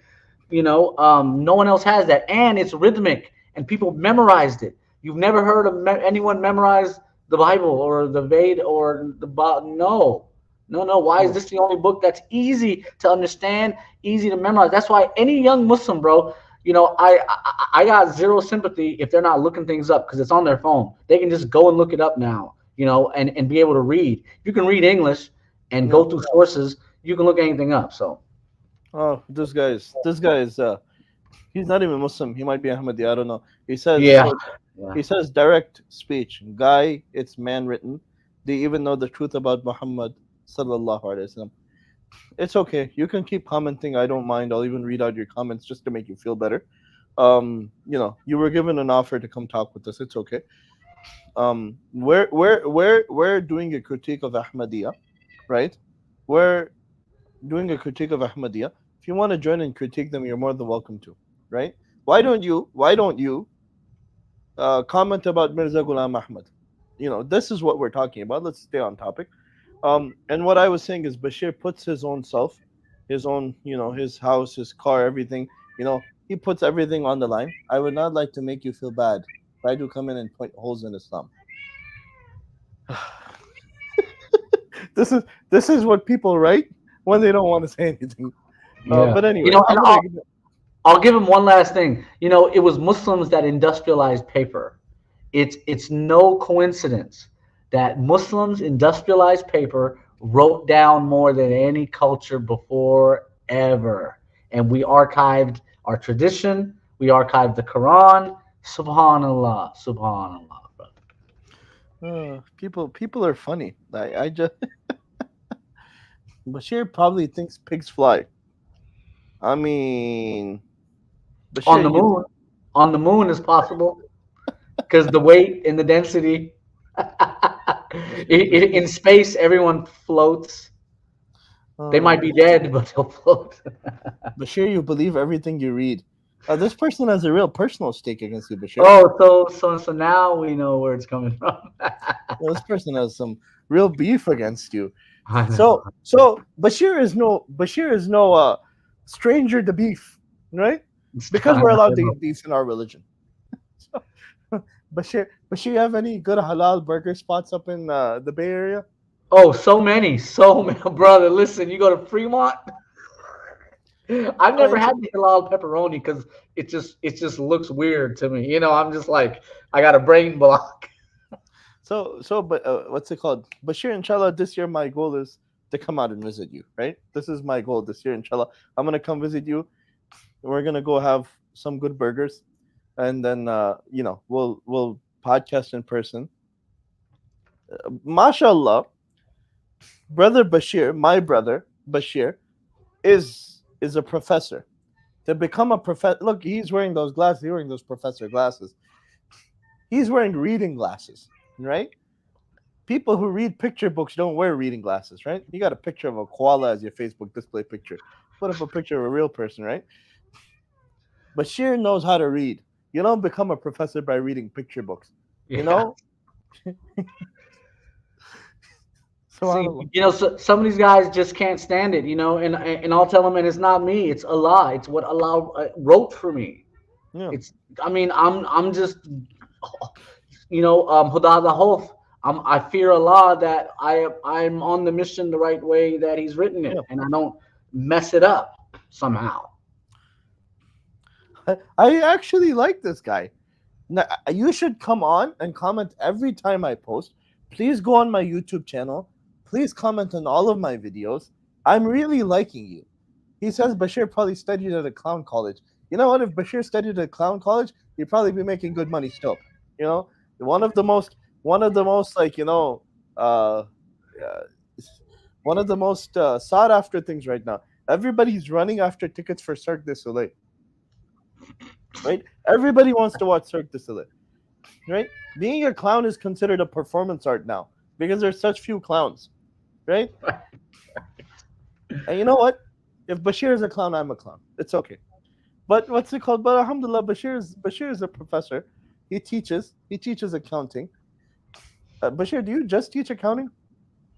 No, so accounting and management and business, How it's about all finance? related. It's all related. Well, finance is under accounting. I think Okay. economics is separate, but it's Economics is separate. yeah, but Economics is considered a liberal arts at a lot of colleges. yeah, it is. But it's so essential. It's like people need to understand supply and demand. Especially Yeah. with oil and natural gas, and how even with the farming. If and People maybe if the Ahmadis understood supply and demand, they wouldn't build so many temples. They would understand there's no demand for them. yeah, and like some people have a taste, an expensive taste. Well, you should understand if you have an expensive taste and the things you're eating are being imported, they're going to cost more. Whereas if you keep it local, so I would never let this guy do my taxes. He'd probably do them. This guy is good. I no, give him credit. He's good. no, I tell them to go to a local tax center because why would you trust me with your taxes? You need to go to a Bashir is not certified a tax official. accountant. Bashir didn't say he's your CPA. Yeah, I'm not. Yeah, yeah. So to be able to teach accounting, a CPA is not mandatory. To be able to teach accounting, you need a master's degree in accounting, um, in the state of California. you don't even know how to become a professor.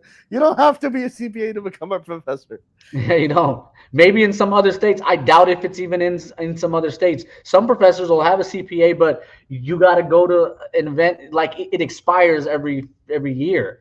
I think So in a lot of states they've even removed like the requirements to become a CPA. Before it used to be you used to have a master's, but a lot of the states have removed that requirement now because it was becoming too hard and people were not doing their masters. They were just people weren't becoming CPAs. So I think there was like a lack of them. So like in Texas and North Carolina, places like that now, you can get your CPA license even if you have a bachelor's. Like if I Yeah, wanted to get and my if I wanted to get so my CPA license, I could get it now. yeah, and I had a CPA from like 2012 to like 2017, and I was like a consultant at a small business development center. They have them in every state. They have these things called SBA programs, and what we do is we bring in There, Bashir. Bashir's gotten stuck. oh, You cut out there. are we back? Yeah, yeah, you're back. You cut out for a second. I'm like, yeah, yeah. So okay, I don't know what happened there, but yeah. So I used to work at the SBA, the Small Business Okay. Administration.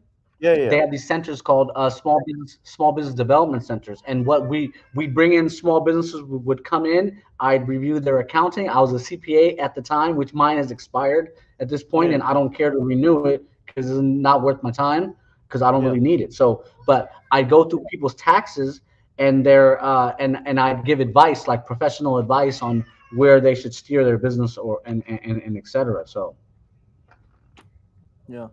I'm but just still, if anyone's doing personal taxes, go to the local tax center.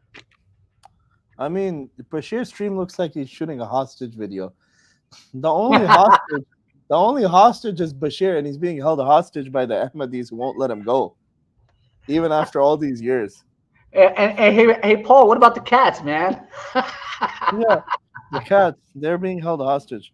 This You is, know, and this is Paul doesn't know it's the sunnah. And I'll tell you the secret. The secret about having cats is because you'll never have a mouse, you'll never have a snake. You remember you're living in the desert. You gotta look out for scorpions and snakes and other. These cats will destroy the population of those guys. this is one of my most favorite books, right? Business I law, yeah, yeah, yeah, yeah. business law. I have my business law books still. They're over here in my library.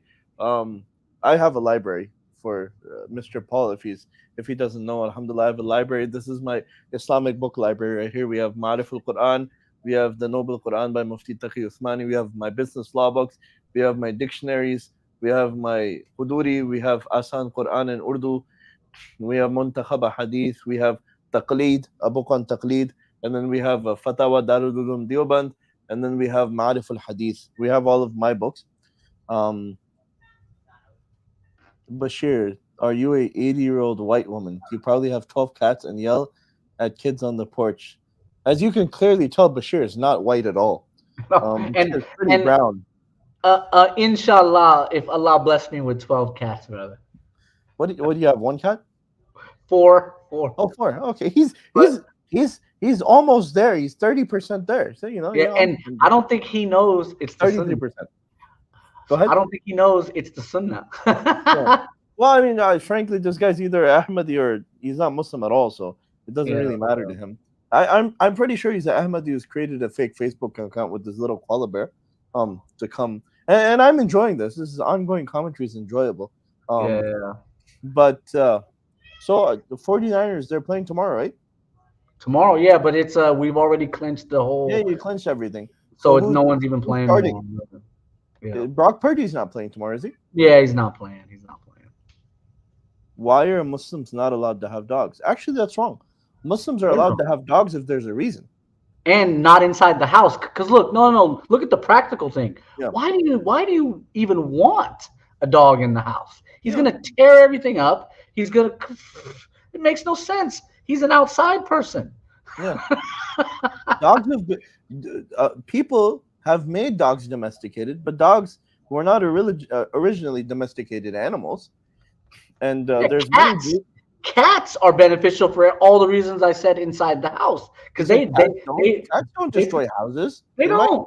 They might scratch a sofa, but you can buy one of those tower things and the cat will scratch that instead. Look, the thing Yeah. about it is with anything, it doesn't matter if it's an animal, if it's a kid, whatever it is, an adult, you have to give them the proper tools or you have to give them the proper, I guess you can call it entertainment, and they won't rip the other things up. Right. If you don't, are we delusional? You guys are delusional. I mean, look, man, my man here, he has a master's degree, subhanallah. I have a bachelor's degree. We were able to go to college. I was gonna start my master's, but due to some, personal circumstances, I wasn't able to complete my master's. I was gonna do, Bashir, I was gonna do a master's. I was gonna join the math. What's it called? The mathematical finance department. Right. I was gonna Mm. have a master's in mathematical finance, but due to some personal circumstances, my mother getting cancer, I quit. I didn't. I took my GMAT, but then I didn't join the master's department. But that was my goal, to do mathematical finance. I really love that, right? Yeah. And that's not a degree that everybody's able to do. Mathematical finance is a difficult degree, Yeah. right? That's what I was gonna do. I didn't do it. I do have some what's it called, fintech certifications and stuff like that. So this guy's teaching at universities and colleges. We're not. He has a master's degree. What was he taught by No, Doctor? I have a doctorate now. Oh, you have a doctorate. I Doctor. have a doctorate Doctors have. in educational leadership, and I have two master's degrees, a master's in management and an MBA, and my undergraduate's aeronautical engineering. But I don't care about any That's of right. that. That's right. You have a background in aeronautical engineering. Yeah, You but I throw it all away because I know it's unimportant. At the end of the day, it yeah. will not benefit. I just had to do it because Allah says you got to do it. While you're here, you're being tested. So Look, man. Dr. Seuss, Dr. Dre, they make more money than you. So it doesn't matter what kind of doctors they are, they're making more money than you. And we got right. Dr. Bashir Ahmad Shah right here. Yeah, and okay, the one way it benefited me is I was able to look at sources better, and it's so overwhelming, the sources on the end of prophethood. I was able to see that, and then with Isa al Islam, all the data, it's overwhelming amount of data Yeah. that he did all these miracles. There's no doubt about it. He's coming again. There's only one Masih in the Quran, al Islam. So that's what it helped me. It helped me find the huck. So Yeah. Yeah. So I mean, look, people can make fun of somebody, they can joke, making jokes, right? It's honestly it's easy, right? Jeering people, it's easy. Give me a second. yeah, and no, I'll tell you a story. So look, I don't have a master's degree in accounting. However, since I had a CPA, I qualified for equivalency. So Oh, okay. so if you have an MBA and a CPA, you can teach accounting via equivalency in the state of California. I don't know how, because every state runs it however they want to Differently. run it. But so I was able to do that and then turn into, because at first I was teaching just management and business Okay. law and small business management. But then now I crossed over to all the accounting classes. So Okay. That's alhamdulillah, that's nice. But then the Ahmadis might say, where the Ahmadis are funny. They have this one thing they say all the time, which is really irrelevant. Like, but we're Hanafis. And we're Hanafis. Your dog argument makes no sense. No, next question. So how does Allah look at Muslims who eat pork? That's between them and Allah. Whoever yeah, eats pork, and that's hey, let between me let me. Pork is a sign of Christianity. Christians industrialize pig farming. The pig that they have in England is a super pig hybrid. They okay. weren't made like that. Hmm. These people, and they did it because their little islands lacked resources for farming. Mm. It wasn't until Columbus made the voyage they found potatoes, and now I think fish and chips is like the most popular food in Ireland or something like that. But once potatoes hit Ireland, it changed everything. So it was people who were stranded on these islands who industrialized the pig and spread it everywhere. People didn't eat pig. I mean, come on, Jews don't eat pig, right? It was so when Isa al Islam comes back and Christianity ends, people will stop eating pig. It will no longer be industrialized as a food, No. You and see, the process is different now. What? Look, in England, about 10 to 12 years ago, they did this thing, and now that you bring up the pig, and you said they industrialized it, they did the same thing with a cow, where they built something called a super cow, right?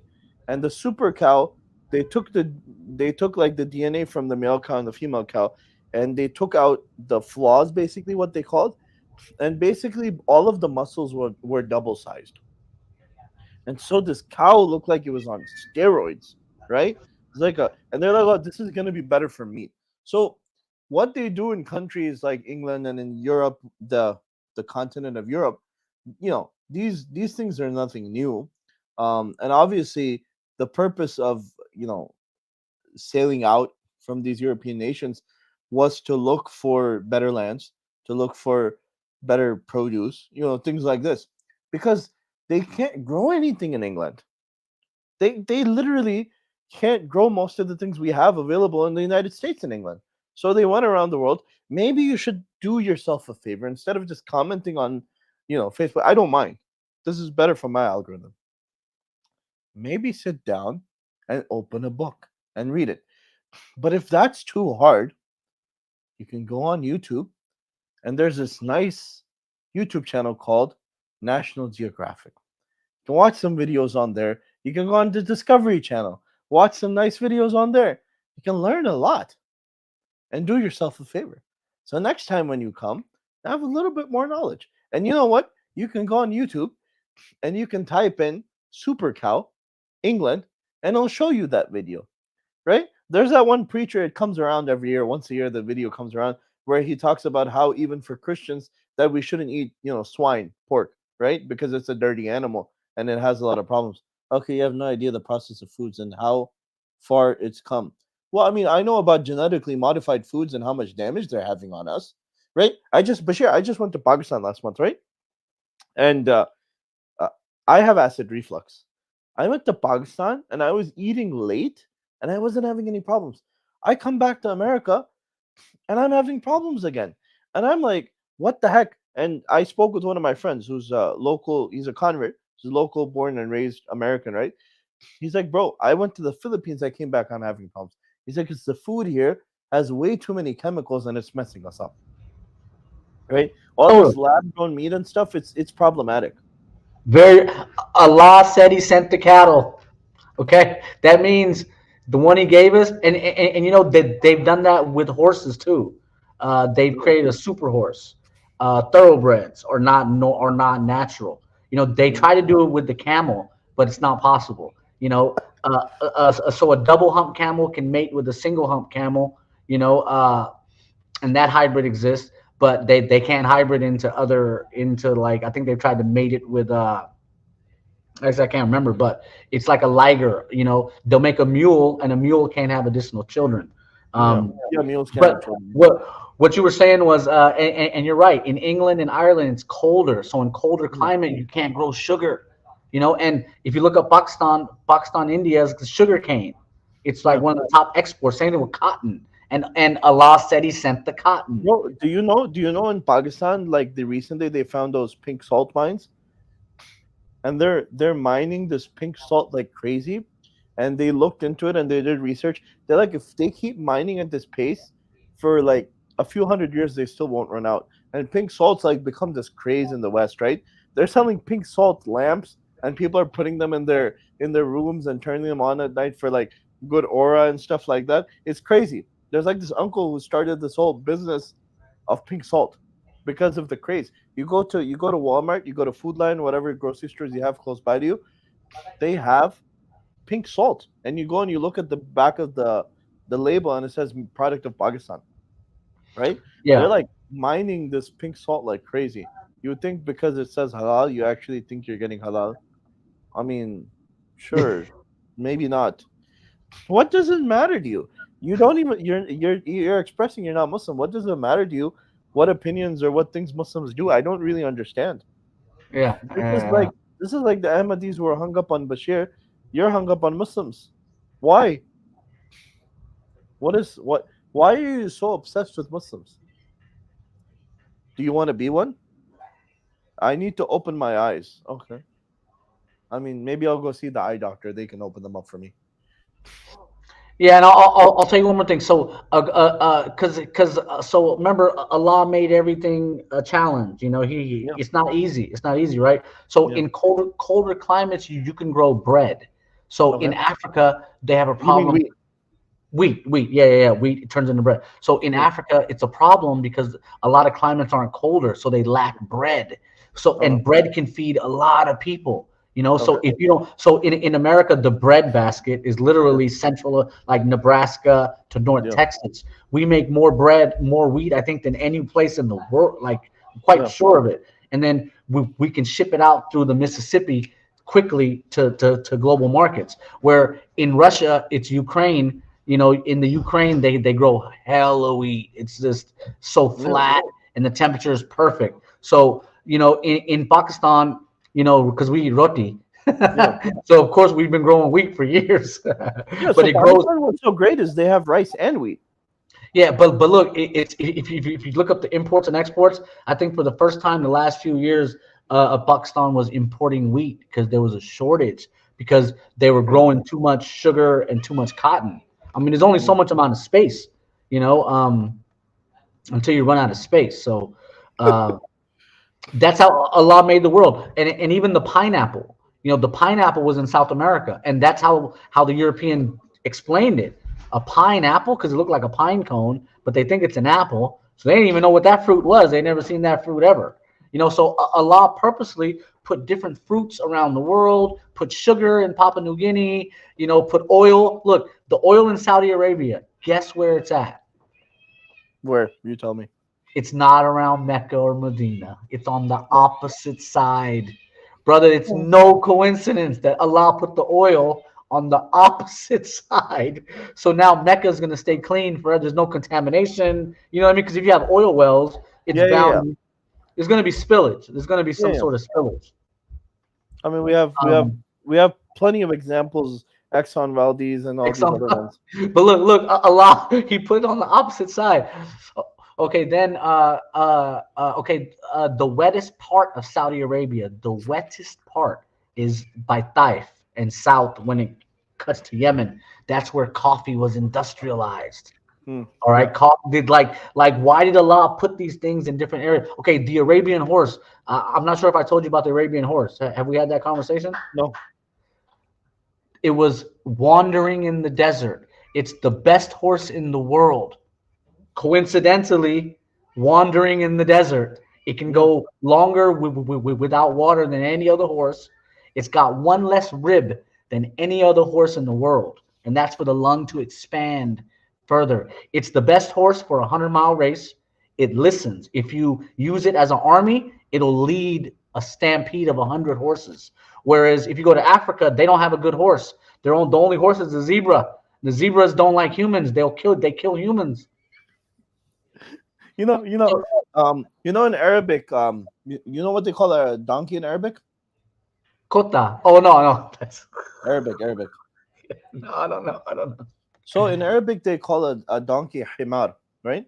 Imad. Himar, right?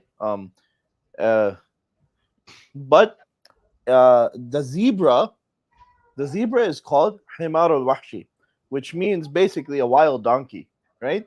And Imran Khan, he was giving a speech a few years ago, and he's like, गधे पे लकीरें डालने से वो zebra नहीं बन जाता है, गधा गधा रहता है, right? And then there's another joke.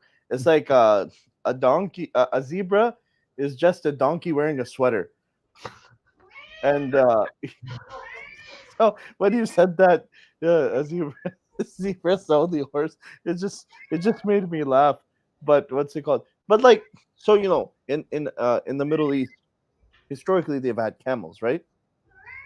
And when America was like, in the 1800s, and my friend Paul Peters, who thinks everything we're saying is a lie, use Google search. It will help you a lot in life. Um, he's saying Bashir probably thinks women have one less rib. Maybe you think that, and that's why you're saying it. Bashir didn't say that. So in America, they brought a camel to deliver the mail, and this is what they used for I think a decade or so as a camel that they used to deliver mail in like different states and stuff like that, because it was essentially the only animal which could keep going. And if you breed and train camels right, they can go like extremely long distances because that's what they're made for. So Yeah, brother. So it's no coincidence that Allah put the best horse in the world in yeah. Arabia, the best camel. The only other camel is the double humper. It's the snow camel out of Mongolia, And Yeah, that's yeah. why the I know Mongolians were those. able Those to are take pretty over cool. half the world because they had a strong horse and a strong camel. That's supply chain management. So it's no coincidence. And in the New World, the Native Americans never saw a horse, never saw a camel. Yeah, So it's no it's coincidence. It's no coincidence. it's It called the was all backpack written. camel. Yep. So I've it was all written. I think Allah says in the Quran, all you gotta do is look around, and hmm all the signs are there. This could not have happened on some accident. yeah. I mean, you're right about that. It's we may just lack the insight to look that deep. I don't know. I'm gonna show a picture of this camel. Who is this guy? Awais Ahmad. Hold up. Can I make this go away? StreamYard link not working. Can you post here? Bashir, if somebody wants to come and talk with you, is that okay? Of course, of course. Yeah. Let's see here. There's a guy named Awais Ahmad who wants Yeah, to bring join. them. Acha. Let's see what he has to say. If you get out of line, I'm gonna kick you out. No getting out of line. That's all. I can't remember who he is. Let me try to click on his. But no, absolutely. Anyone who wants to come. Oh, there's the link, bro. Yeah. So I don't know why it wasn't working, the link, but it's fine. I've sent it again. Um, Here, let me see. I was trying to show that. And while we wait, let me say some more things. So brother, the arguments that I just gave you, they also disprove evolution, because if evolution was possible, we'd be able to see animals leave their species, and that's Okay. simply not possible. They can't even mate out of their species, brother. A Okay. hummingbird and a crow don't mate. Here we have Awais. He wants to come on. Assalamu alaikum warahmatullahi wabarakatuh. Can you Alaikum hear me? salam. Yeah, we can hear you. How are you, sir? Yeah, I'm very good. Sorry for the misconception because I have the last name is Ahmed, but I don't have anything to do with Qadianiyat. I'm a Muslim, alhamdulillah. So Alhamdulillah. Alhamdulillah. So first where thing, are you located? Which country? I live in Australia. Yeah, I'm Okay, at work, Alhamdulillah. so That's nice. yeah, so I missed the first part of the podcast, but I'm on break, so I decided to come on. And thank you guys for letting me speak. It's an absolute pleasure. And I have been following this Hakaiki Ahmadiyat page on Twitter. I don't know what we call it, page or handle. I'm just new to Twitter. Uh, Okay. yeah, but just want to add into the mix because I missed the first part of conversation, and when I joined, it was camels and animals being discussed. Yeah, which is actually kind of ironical but funny that um, this sect, not sect, this religion we are fighting is actually the religion of donkeys. Like they don't have any intellect, bro. Like how can be like I have been listening a lot of talks from them because the algorithm this works this ways that if you commented or if you follow something regarding Ahmadiyyat as any particular faction, is gonna come on your timeline again and again, yeah. And all I hear from them is Isa ibn Maryam has died. What do you mean by that? Like, even if he's died, like let's suppose if he's died, yeah. And how come your false Dajjal, he has become the prophet? It doesn't make any sense, yeah. They always start like this: Isa ibn Maryam has died, yeah. And they never talk about what's the standard of prophethood, yeah. Like if you claim the Dajjal is the prophet, what's the standard? What's the standard of prophethood? Yeah, it's Wahi. Every Wahi Mirza received, he negated it himself. Then the next standard come to it. A prophet is never lying. Yeah, a prophet when he talks, it's always truth. Be it prophecy, be it interjection. But we all know Mirza has a lot of prophecies, so-called prophecies, and they all are false. Doesn't make any sense. And then whenever a prophet, he stands true to the word of God. like Quran, and if you go back, it was Torah and Injil. A prophet always stays true to the word of God. Yeah. Every time we hear Qadiani Murabbis and missionaries saying something about Quran, yeah, what they do, they accuse us of refuting and going against Quran, but that's all they do. Whenever it's against them, they say it's a metaphor, it's a metaphor, it's a metaphor. Yes, we believe in metaphors, but there is strict principles. There are strict principles um, which are set by scholars of Islam in centuries. Yeah, like it's not like you come to tell us and decide, pick and choose, like this verse is metaphor and this is not. So I just wanted to add these points. I'm not sure if you have already addressed them, but I think these are beneficial. So, So so whenever, brother Awais, yeah, so the purpose behind today's stream was, alhamdulillah, I've been running my channel now for close to 3 years. It's a personal passion project, and I had alhamdulillah. Bashir on about 2 years ago, right? And we did 3 podcasts, and we discussed Qadianiyat, Ahmadiyat in fair amount of detail. And Yeah, so what's been alhamdulillah. recently happening is a lot of Ahmadis have been coming onto my channel, and they've been Yeah, commenting on those videos, which are close to 2 years old now, yeah, and they're doing personal attacks against my brother Bashir, and I didn't like that.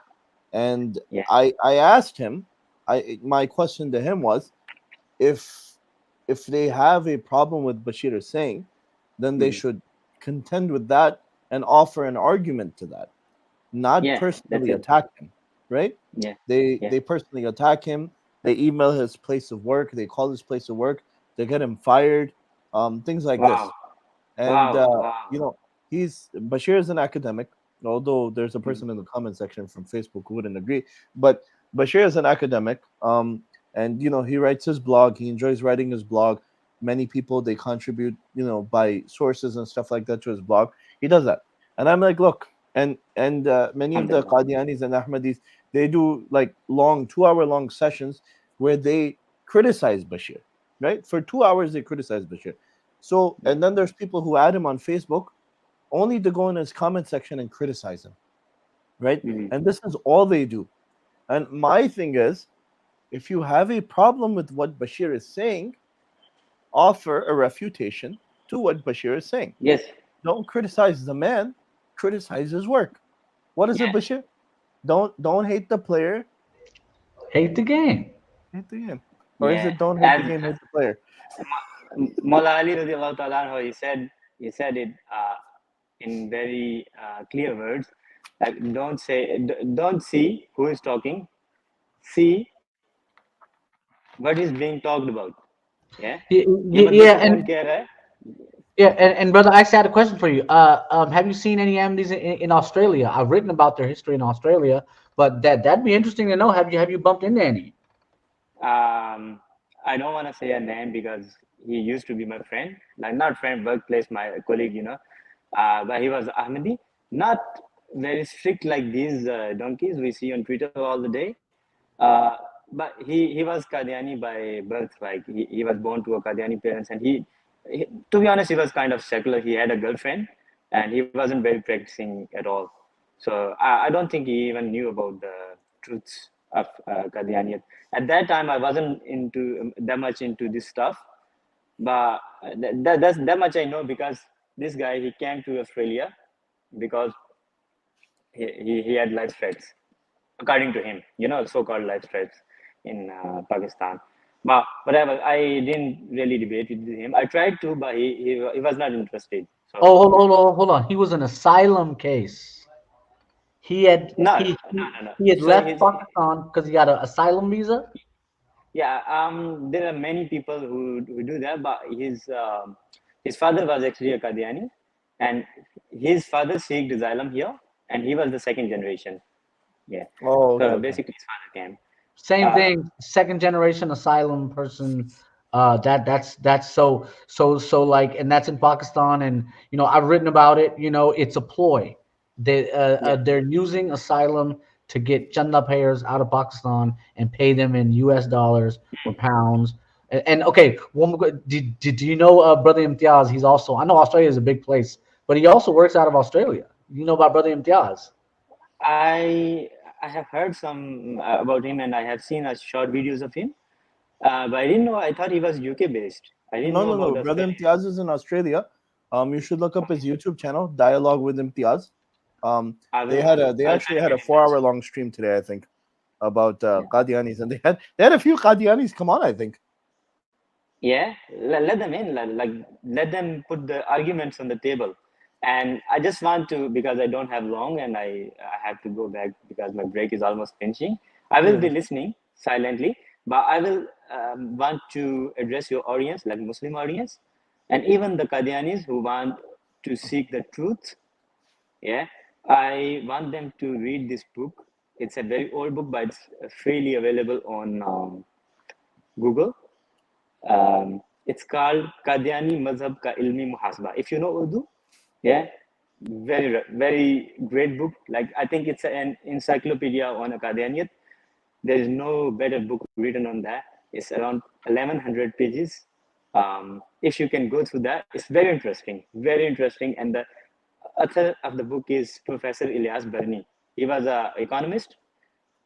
You know, Bashir have read this, yeah, yeah. Yeah, This guy was I've posted this book on the blog. I haven't read it because I've read the English abridged translation, and it's so abridged, it's no, not no, the same. no, no, bro. So what this person does is he actually quotes Mirza, his sons, and everything. And this guy is a big researcher. You know, in 20th century India, the Muslim scholars were really big. Abul Hasan Nadwi and like all the scholars at that time, they were really good researchers. Even Snaullah Matsari, Rahimahullah. But these guys they worked on Qadiani too much, and but this book I'm saying is Qadiani Mazhab Ka Ilmi Muhasba by Professor Ilyas Barni. It's a one in all. Like you can read Safi Chishtiyai by Pir Mevli Shah, Maulana Sanawullah Ahmad Sari's books, but this book I guarantee you is the best book ever. And I guarantee every Qadiani, if they have an iota of sincerity in their heart and they read this book, they're gonna leave Qadianiyat. That's that's uh, that's my challenge. But it depends if they have any sincerity in their heart, which is Khatam Allahu ala qulubihim. So it's yeah, It's it depends. it's the big issue with Ahmadiyyat and Qadianiyat is it's their lifestyle. It's not so Hmm. much as a religion for them.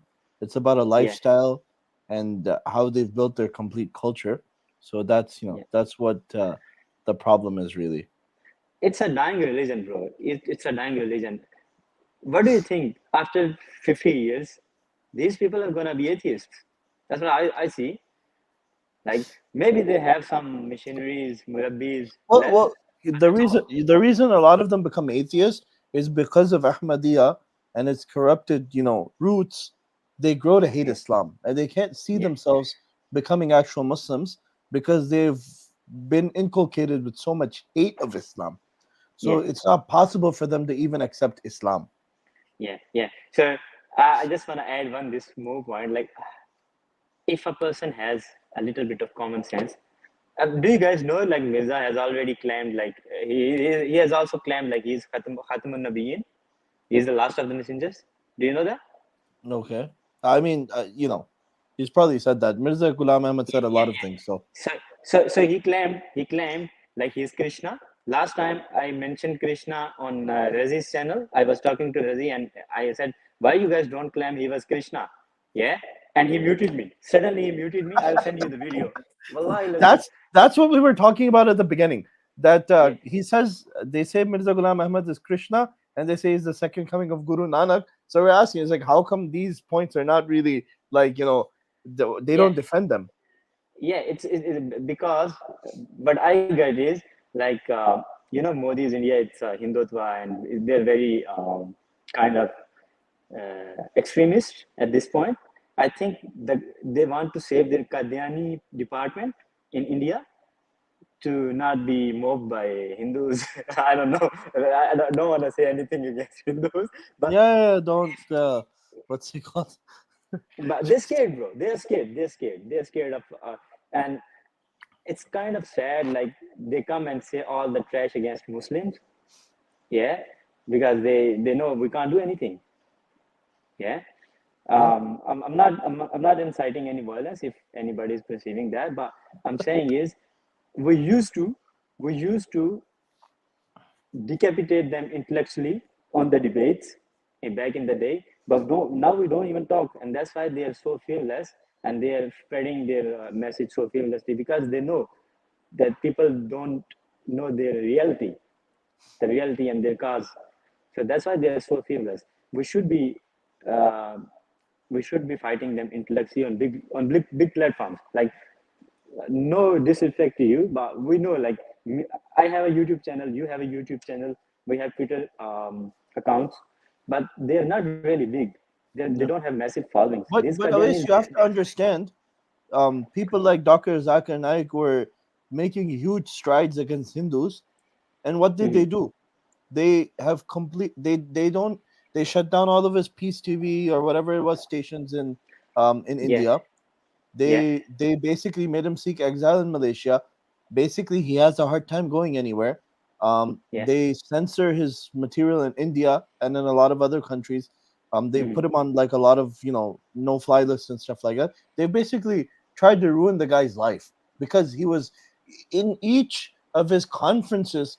Hundreds, if not thousands, of people, Hindus, Christians, people from different religions in all these countries were becoming Muslim, yeah, right?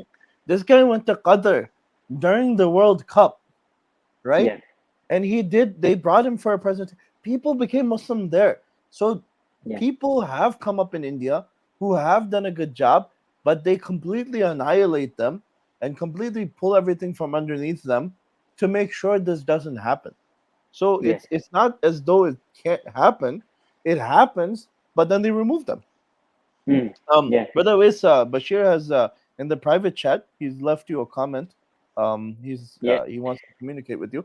So inshallah, make sure before you leave you get that information, or or Um. you- or you Uh, can reach uh, out to uh, him on Twitter or something. What is that?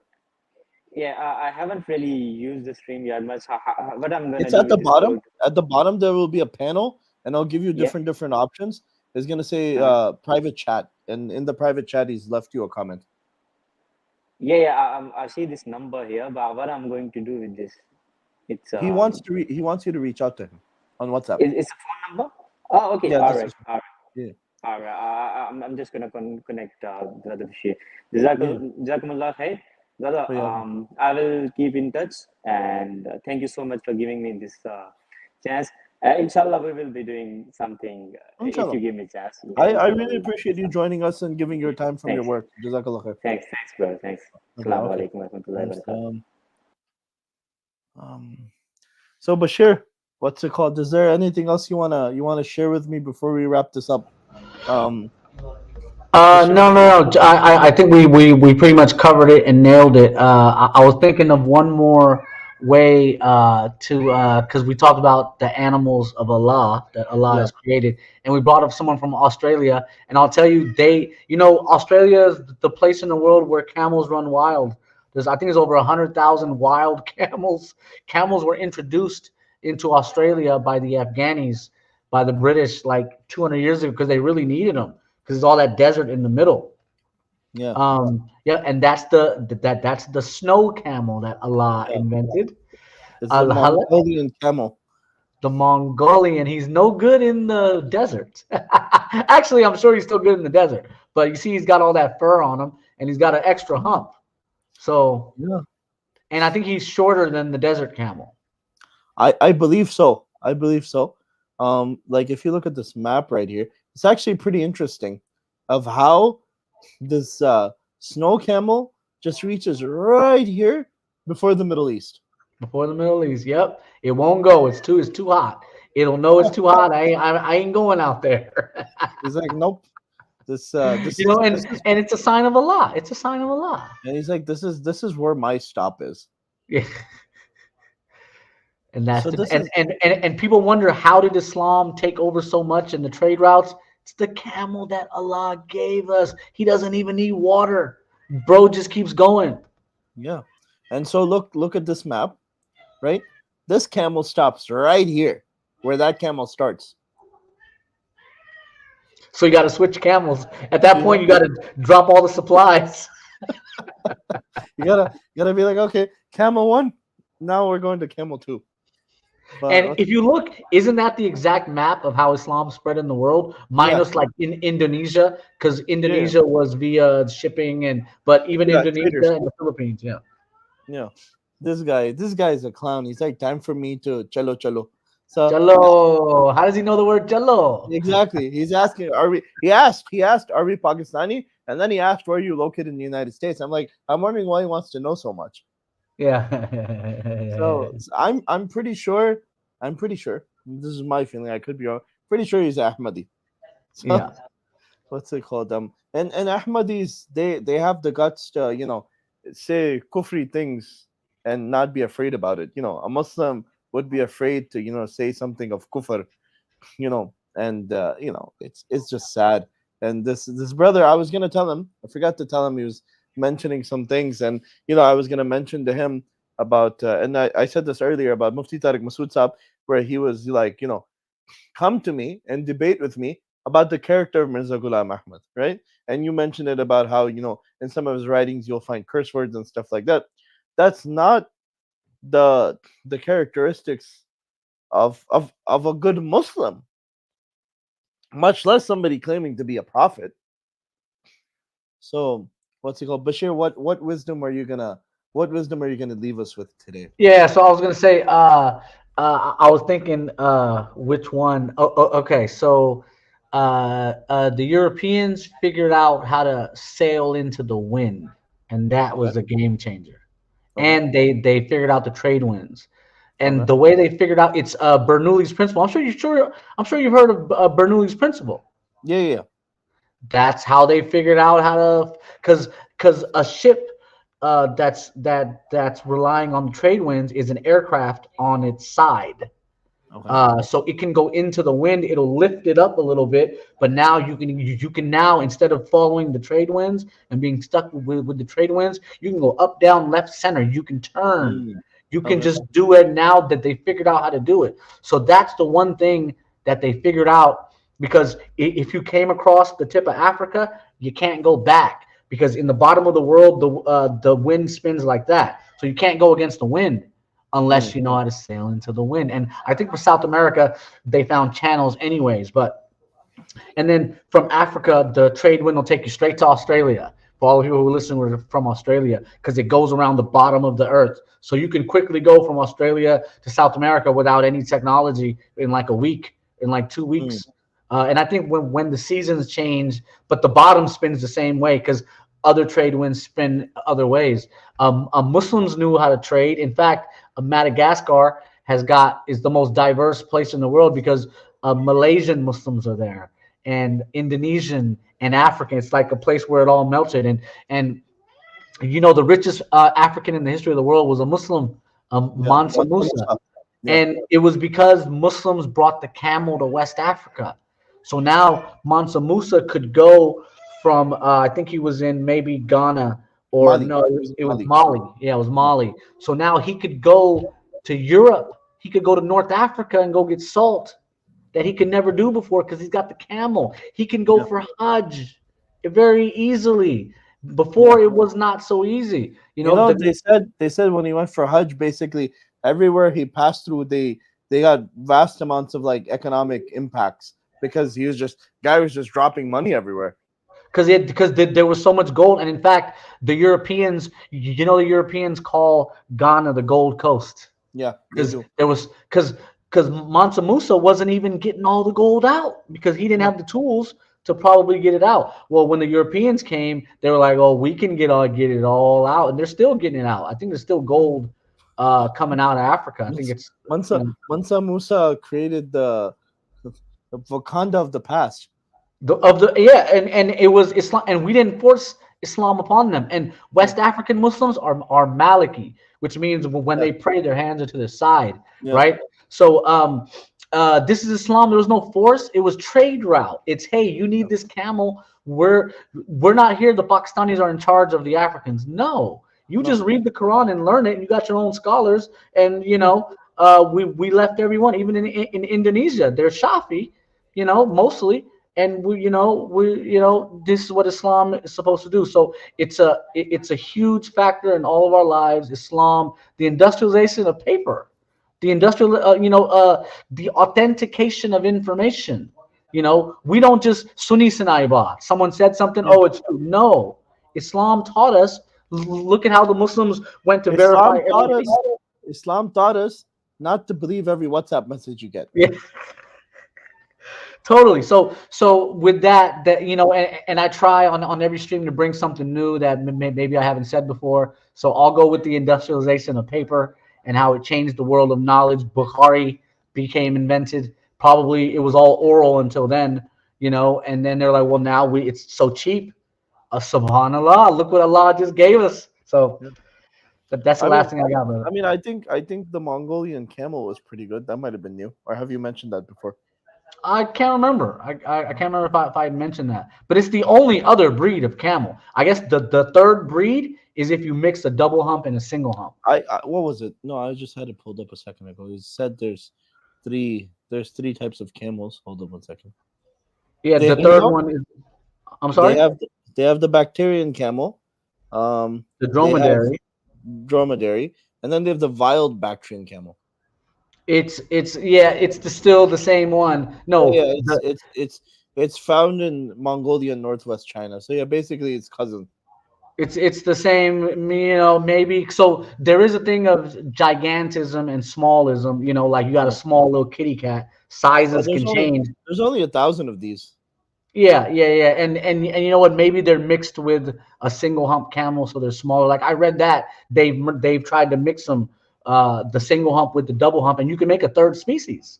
Yeah. Um, I you I know, re- when I went to Pakistan, I rode a camel. It's kind of unsettling to it's try. like this. Yeah, I felt like the saddle wasn't on too tight, so I felt a certain way. Brother, imagine doing that for like 100 miles. I don't know, bro. I just went around on the beach like this, and that was enough for me. I don't know about 100 miles. There Dude, was a look, pony. I was like, when I'm on a horse, this guy can kill me anytime he wants. Yeah. So my son wanted to ride on the pony, so we put him on the pony, and he comes back. We go on the camel. We come back. Then I want to ride on the pony again. So we rode on the pony again, and he had my son had a fun time on the pony, and I asked him. I was like, Abid, is this my son's name? I was like, is it windy? Baba, it's very windy. So it's like wind was blowing in his face. It was funny. Yeah, But and inshallah, the creatures of Allah are nothing to play with. They are like robots. They've been told what to do, how to yeah, respond. If you say anything to them they don't like, they might kill you. I yeah, don't play with them.